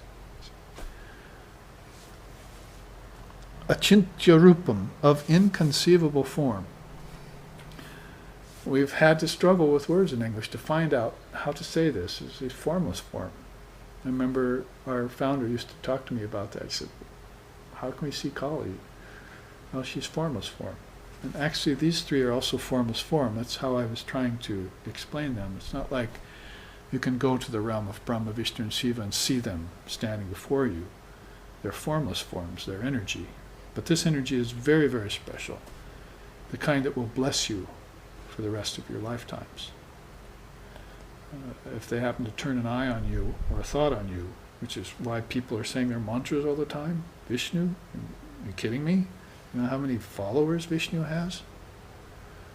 There's a whole Vaishnavism based on him. How about Shiva? How many Shaivites are there in the world who have offered themselves to him, the God of wisdom, the God of dissolution? So these beings know about Shiva in Vaikuntha,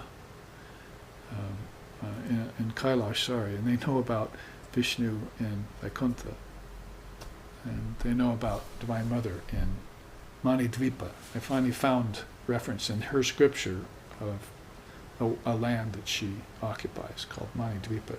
It means jewel island of essence. Jeweled island of essence, Manidvipa. So that's where you'll see her form. But it'll be kind of a formless form.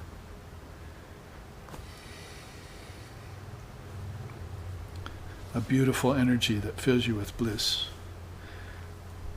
Tamasaha parastat, beyond all darkness. Right away we think of Om Ara Eva Ratanabal Samhatra Yatra Nadjaha Sa Eshon Chostarite Buhura Jayamanaha Omityevam Jayatha Atmanam Svastivaha Paras Tamasaha Tamasaha Parastat. Yes. So it means, may you go beyond all darkness to the farthest shore, beyond all darkness. So this is where you will find this, the hub of all this, these many worlds, the foundation, underlying foundation, or substratum, they call her sometimes, the supporting force. Then Sarvasya Dataram, the supporter of all. So good to reiterate that. Here, in the mind, let the mind not want for anything else, but rather meditate on the Supreme Self. For that one who remembers Ishvara's glories reaches the goal. This is why I've always said, in Christianity, that's a very good teaching. You get to the Father through the Son. Unfortunately, getting to the Father hasn't been very well talked about or explained or described or even given out as a goal. And this is why my teacher used to say, in India we don't think about Jesus as a Savior, we think about him as an exemplar. You're supposed to go through Christ to realize your oneness with the Divine, with the Almighty Father. So in our tradition, accented very much liberation. Moksha, mukti, kaivalya, samadhi, sampragata, nirvana, all of those have been accented as the highest goal. And you don't cower from it. Rather you sing Abai Pariprana Shopechi Abhyabai Pariprana Shopechi.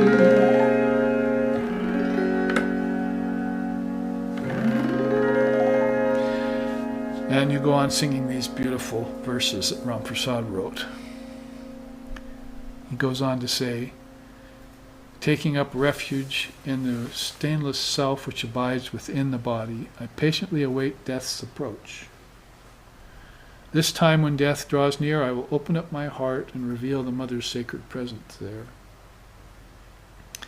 The extremely precious name of Tara has been tied tightly to a tuft of my hair, keeping her forever on my mind. With these provisions made, Ramprasad sits in profound silence, prepared for the final journey, chanting Kali, Durga, Tara. Calls her by different names. They all coming from the same goddess, you see. So, beautiful musical offerings, philosophical teachings, and so forth around this Divine Mother of the Universe.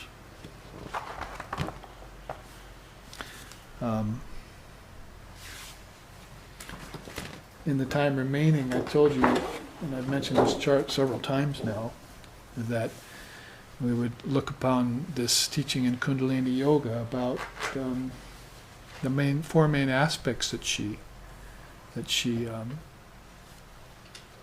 offers to her votaries, to her devotees. And here we have to say that there's a difference between physical yoga, called Hatha, and Tantra Hatha Yoga. Hatha Yoga gets a much, much higher turn in Tantra than it does in just the yoga of India, Hatha, it's called.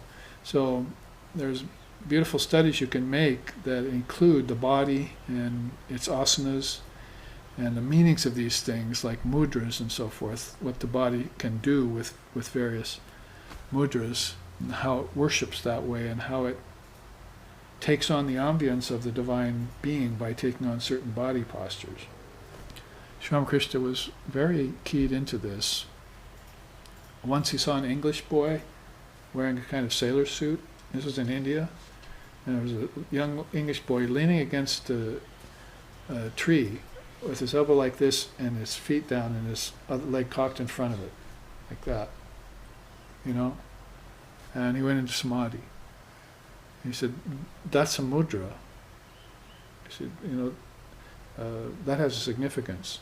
So the things that people assume, their body language and positions they get into without even knowing it, are divine emanations. That's the idea. Of course, it goes right down to your features. He could look at your features and say, oh, you got a problem. See? Or you say, oh, you've got some really good qualities there, or a combination of both. So depending on how you looked, and this isn't just a matter of how much light's in your eyes, it's a matter of the actual physiognomy that you took on based on the actions that you did in a previous lifetime. You brought forward the way you looked, you see. Like, if you're pasty-faced and evil-minded and so forth, you see. So then, of course, you've got bad qualities.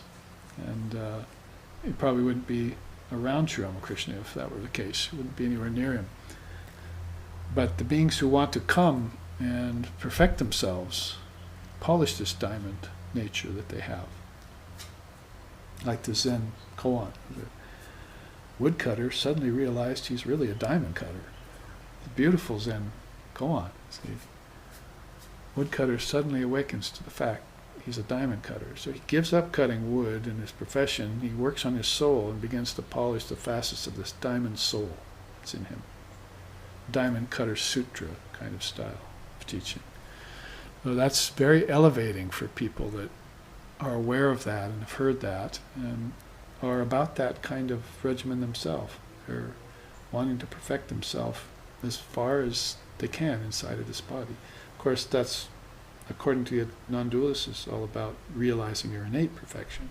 You can't perfect the soul because it was never imperfect. But the mind you can work on.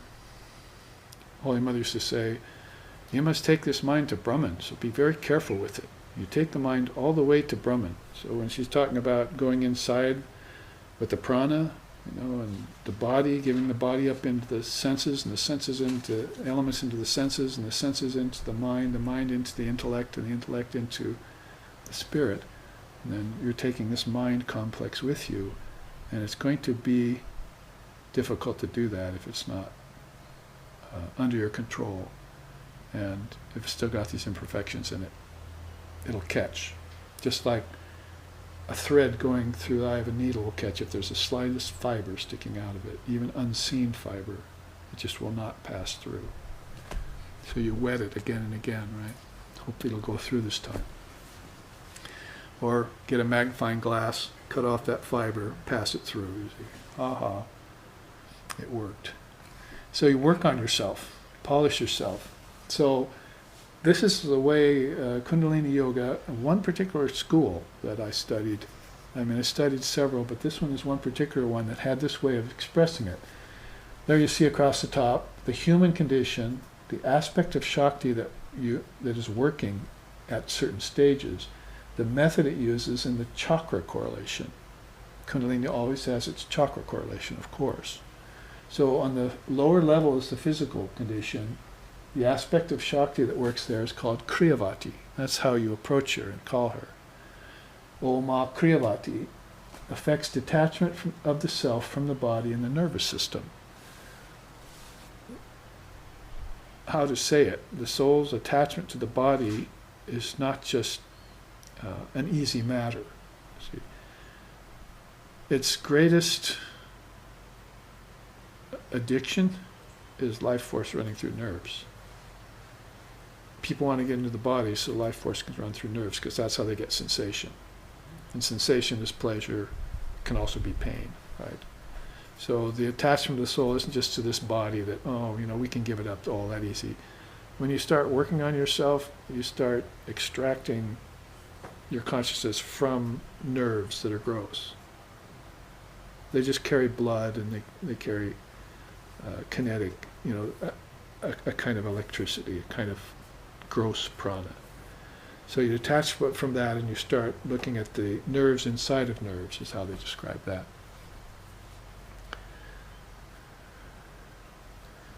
There within the nerve, in each body, there's 100,000 nerves running through that, they say. Taittiriya Upanishad, Prajna Upanishad.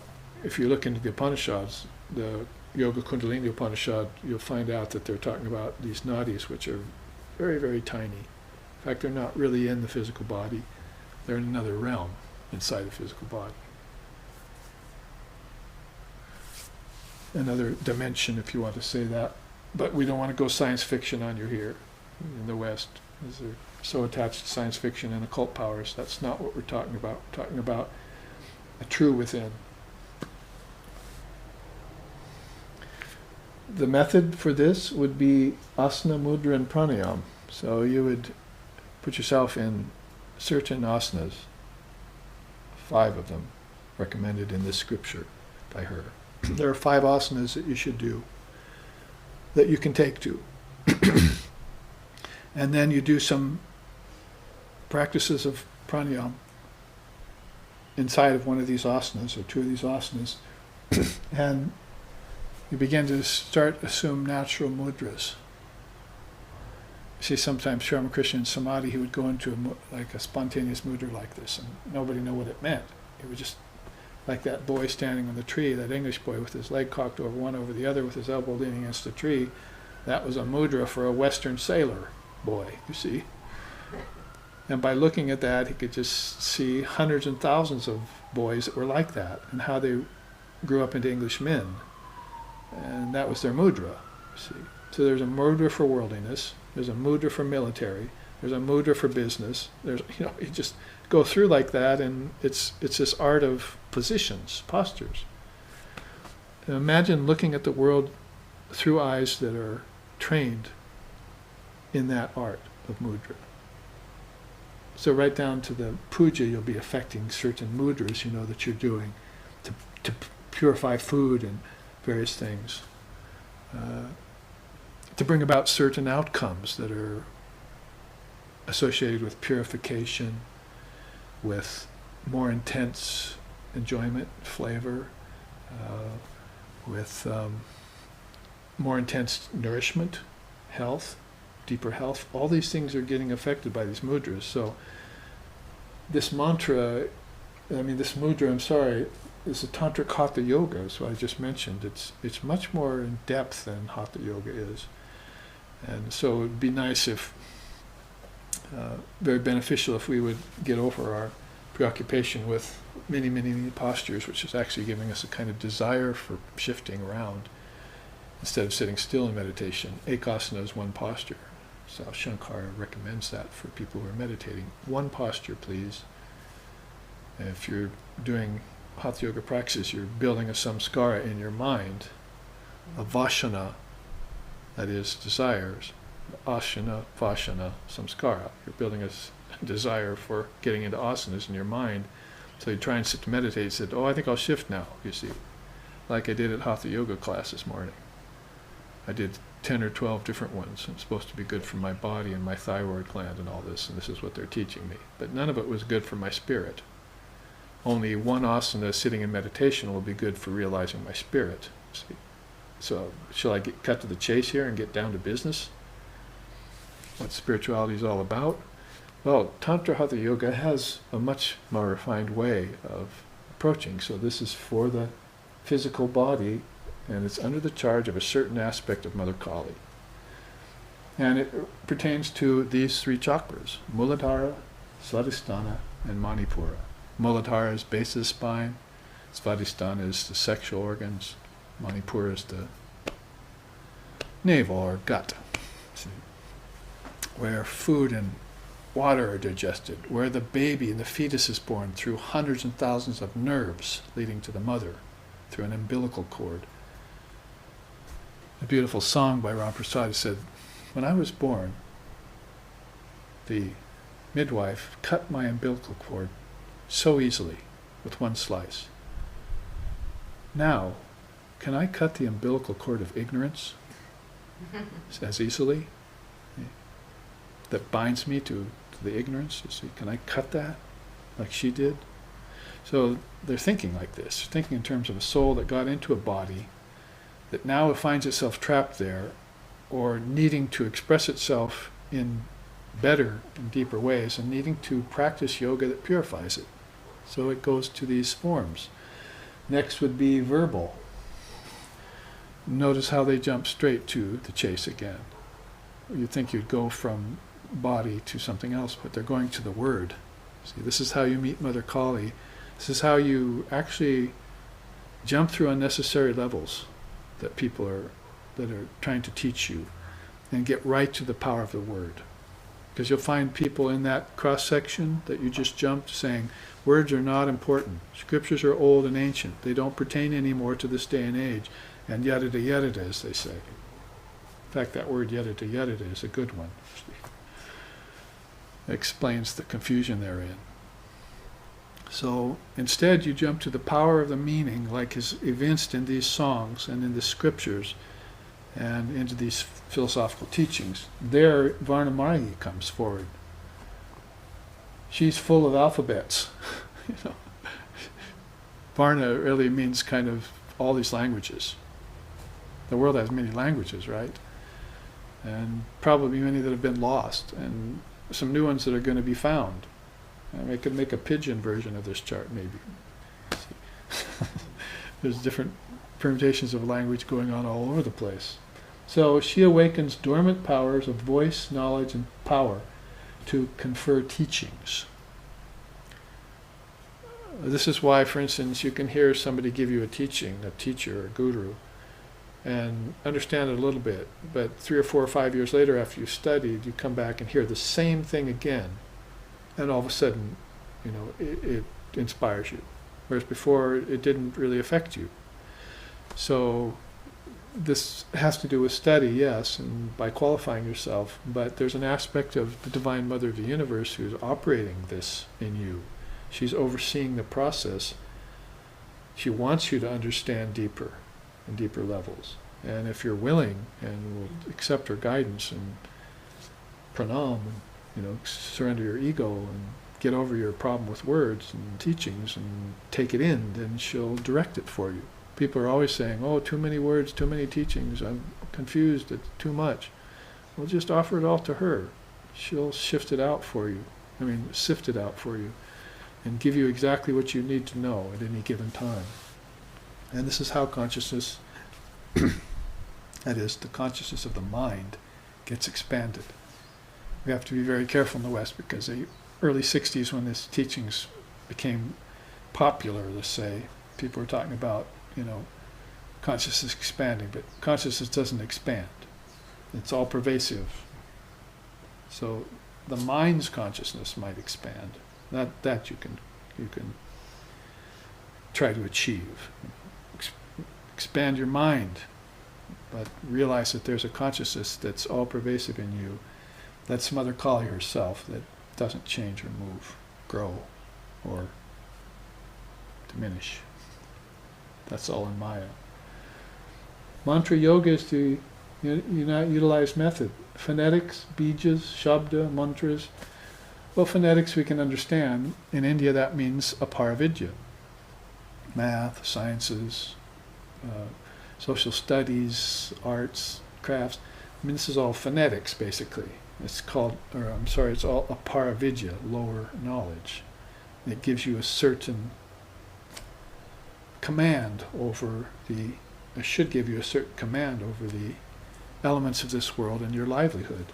But when you get to words that you have no English equivalent for, I mean, if I put seeds there, you'd think I was talking about farming. So bijam is a word specific to Sanskrit that, like sankalpa is, that when you say sankalpa, the only English equivalent you could come up would be mental impression.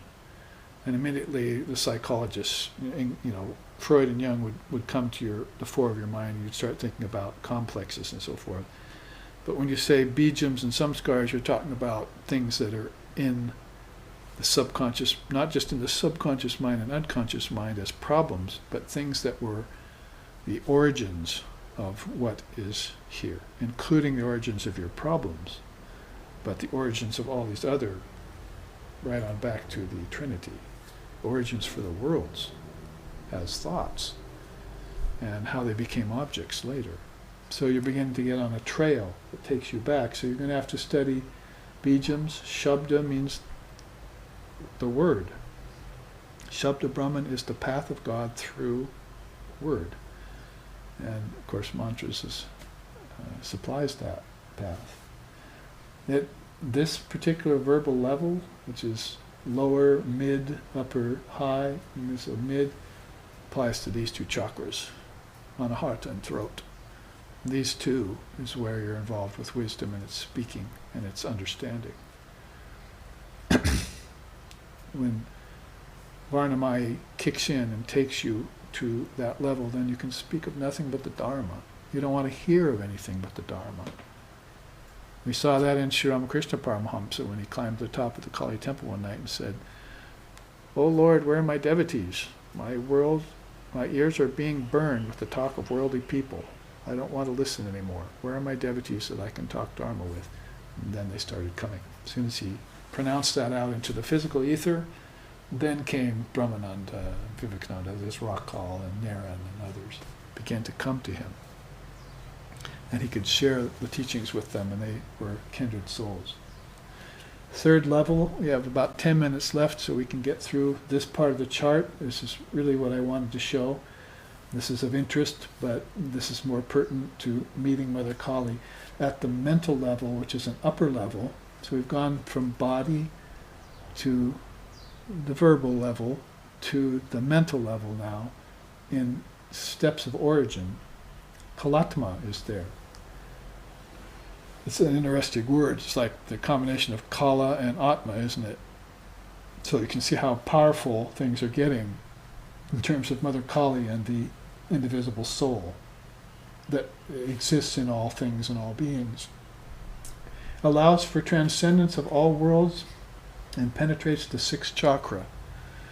Now you're going to need the help of Mother Kali to get from here to here. This is a very difficult jump to the third eye. There's a poison here called disorientation, spiritually speaking, that people jump to the third eye too soon, they get disoriented and they come back as kooks, spiritual kooks, and they write books. We saw some of them back in the 60s and 70s that were just outrageous, ridiculous. And when we read the gospel and saw how Sri Ramakrishna, how Kundalini was connected through his chakras, then we thought, oh, I see, this is how it really is. You see, this is not kookiness, this is bliss. He's having real bliss from words. He's having real bliss in his body. He's having real bliss in his mind. And of course the peace that passes all understanding along with it.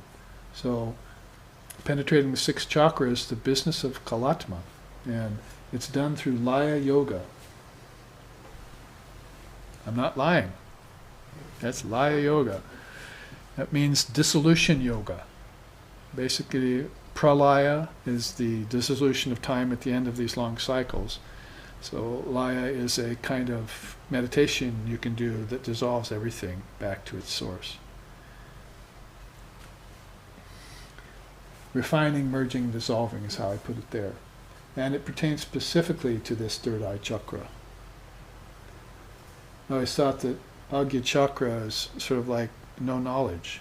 Jnanam would be knowledge. Ajnanam would be no knowledge. So you might not have had any knowledge back here, but that was pure ignorance. Here, you've gone through all knowledge you need, and it's supplied you with transcendence of knowledge.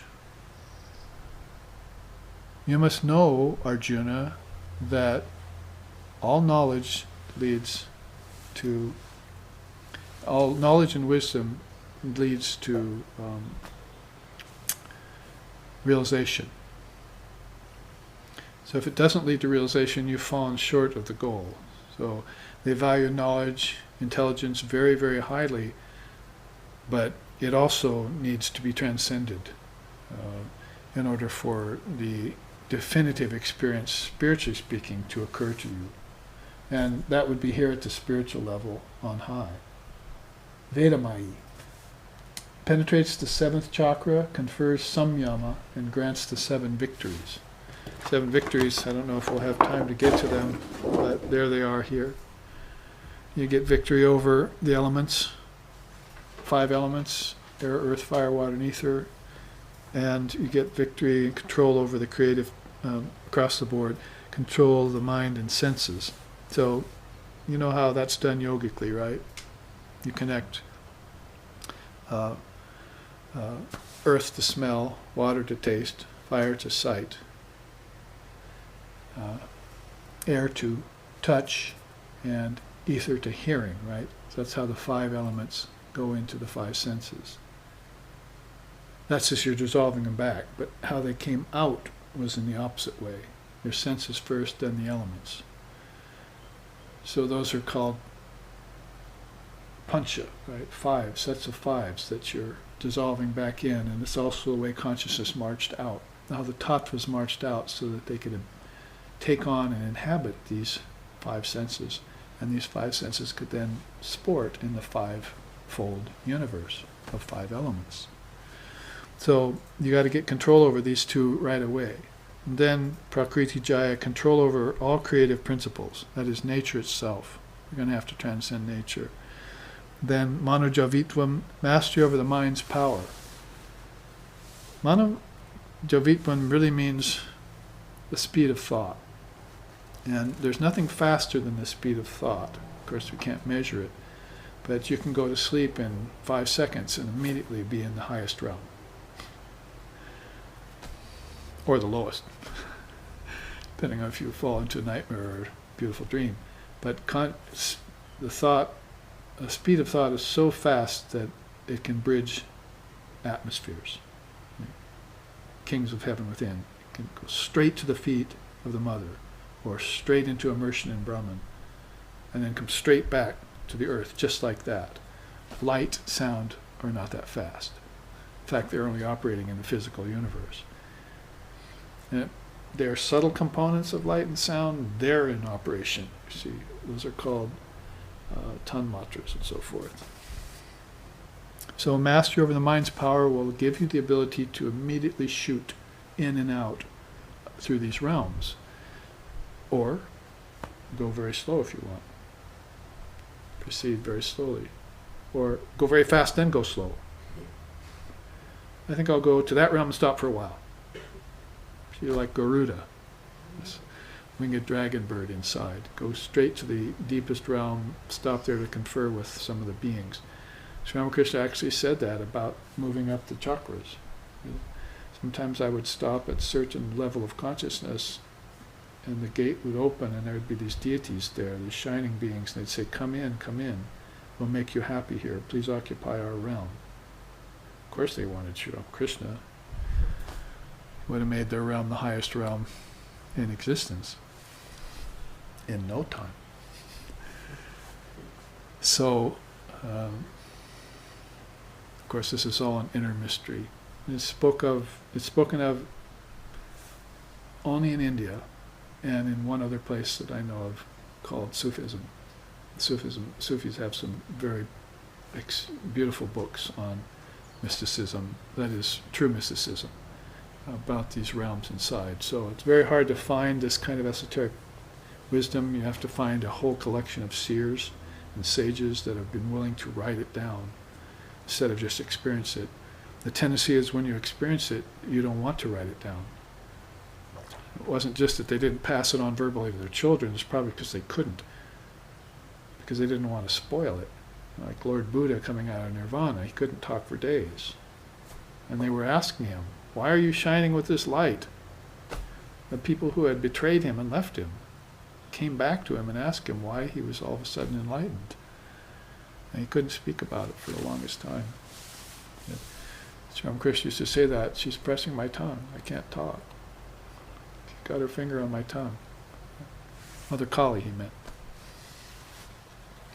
Well, a quick side trip here, but mentioned there at that level where Kalatma is residing, and Vedamaya is residing, then you have these 7 victories given to you. If you just finish it up, Vikarnabhava, perception without the senses. It's very important for souls to all of a sudden know that they live without the senses.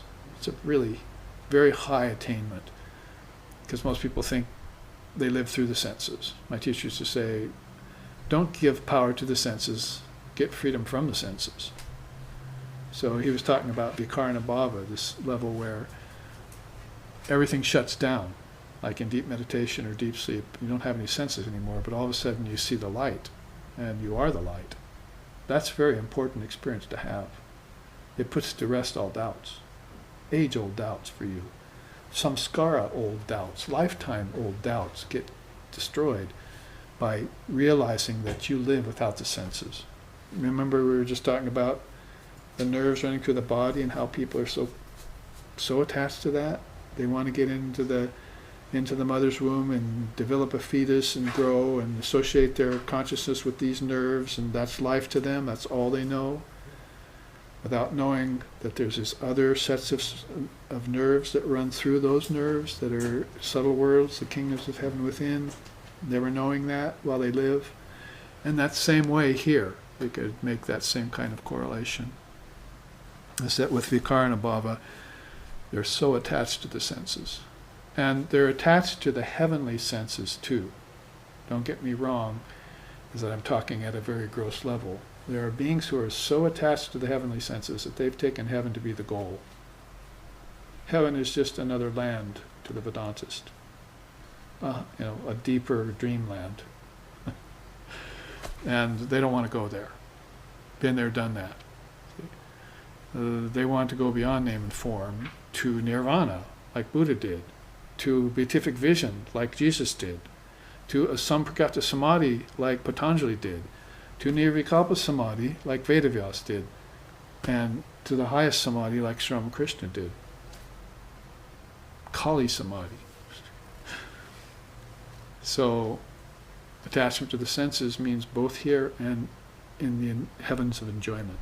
So attached to that. And this is rebirth with your ancestors. I mean, think of it. 550 years before Jesus, Buddha was born, and one of the things he wanted to do was sever your connection with your ancestors. Bondage is there, he said. You want to get beyond having to be born with your ancestors. It's one of the things he pierced through and let souls free. Just like in this age, Sri Ramakrishna was able to lift the curtain of Maya for 4 or 5 million souls so far, so that people could get through it into the heart chakra, see. So 550 years before Jesus, Buddha came to do that. And then when Jesus came 550 years later, he said, I've not come to bring peace, I've come to bring a sword, and with that sword I'll separate father from son and mother from daughter. Nowadays you see that don't mess with family bumper stickers. I know Christ was here to mess with family. He was there to separate the wheat from the chaff.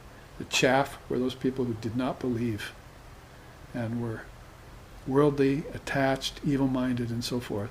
But the wheat were these beings who were aspiring to move up the chakras, to go into the deeper levels of consciousness, to meditate, to love. They say without love you cannot penetrate this chakra where your ancestors are. You cannot. The only way to penetrate through this, called Rudra Granthi, this knot here, between the third chakra and the fourth, is through Varnamayi's help in penetrating through to the heart chakra with sincere love. You have to have sincere love for God. Otherwise, you're relegated to the heavens. That's our teaching in our tradition. You go only so high as the heavens, and the heavens are subject to rebirth. Who said so? Sri Krishna in the Gita. So, I can, in these bullet points, I can stop. You see that dot there is a bindu. And to me, that means lots of knowledge. Right in that black dot is endless knowledge if I split it. And I can keep talking and talking and talking and talking about that. So, let's not do that now because we're 3 minutes late. The other of these 7 victories is Pradhanajaya, control of the primal principle. So all the way back to the primal principle, call it maybe the Trinity, if you will. We were just studying. And then finally, Satya Purusha Naitakyati, knowing soul and matter to be different. Guess what? We've just separated ourselves from nature. Who else wants you to do that? The father of yoga. He calls it Kaivalya. That you'll never get liberated until you separate yourself from the creator of all form. That's nature. So it's very different in this tradition in India. They want you free of form. They want you out of nature. Doesn't mean you can't appreciate nature and see its beauty and love it from a distance, but that's also where birth, growth, disease, old age, decay, and death take place. In nature, they don't take place in you. So with those words of the Buddha, I will end this class with a chant. Om Tachnayo, Om Tachnayo, Ravrini Mahe, Gatung Yagyaya, Gatung Ye Nupataye, Daivi Swastarastu Naha, Swastir Manusebhyaha, Urdhvam Jigatu Bhesajam, Samno Astu Dvipade Samchatushpate, Om Shanti Shanti Shanti. May we make a sincere and humble offering of the small self into the great self. May we always delight in this offering and always revere the Lord and the Mother of all sacrifices. May divine blessings be upon us. May peace be unto the entire human race. May healing, well-being, and prosperity then also abide among us. Om peace, peace, peace. May peace be unto us, and may peace be unto all. Om Hari Om.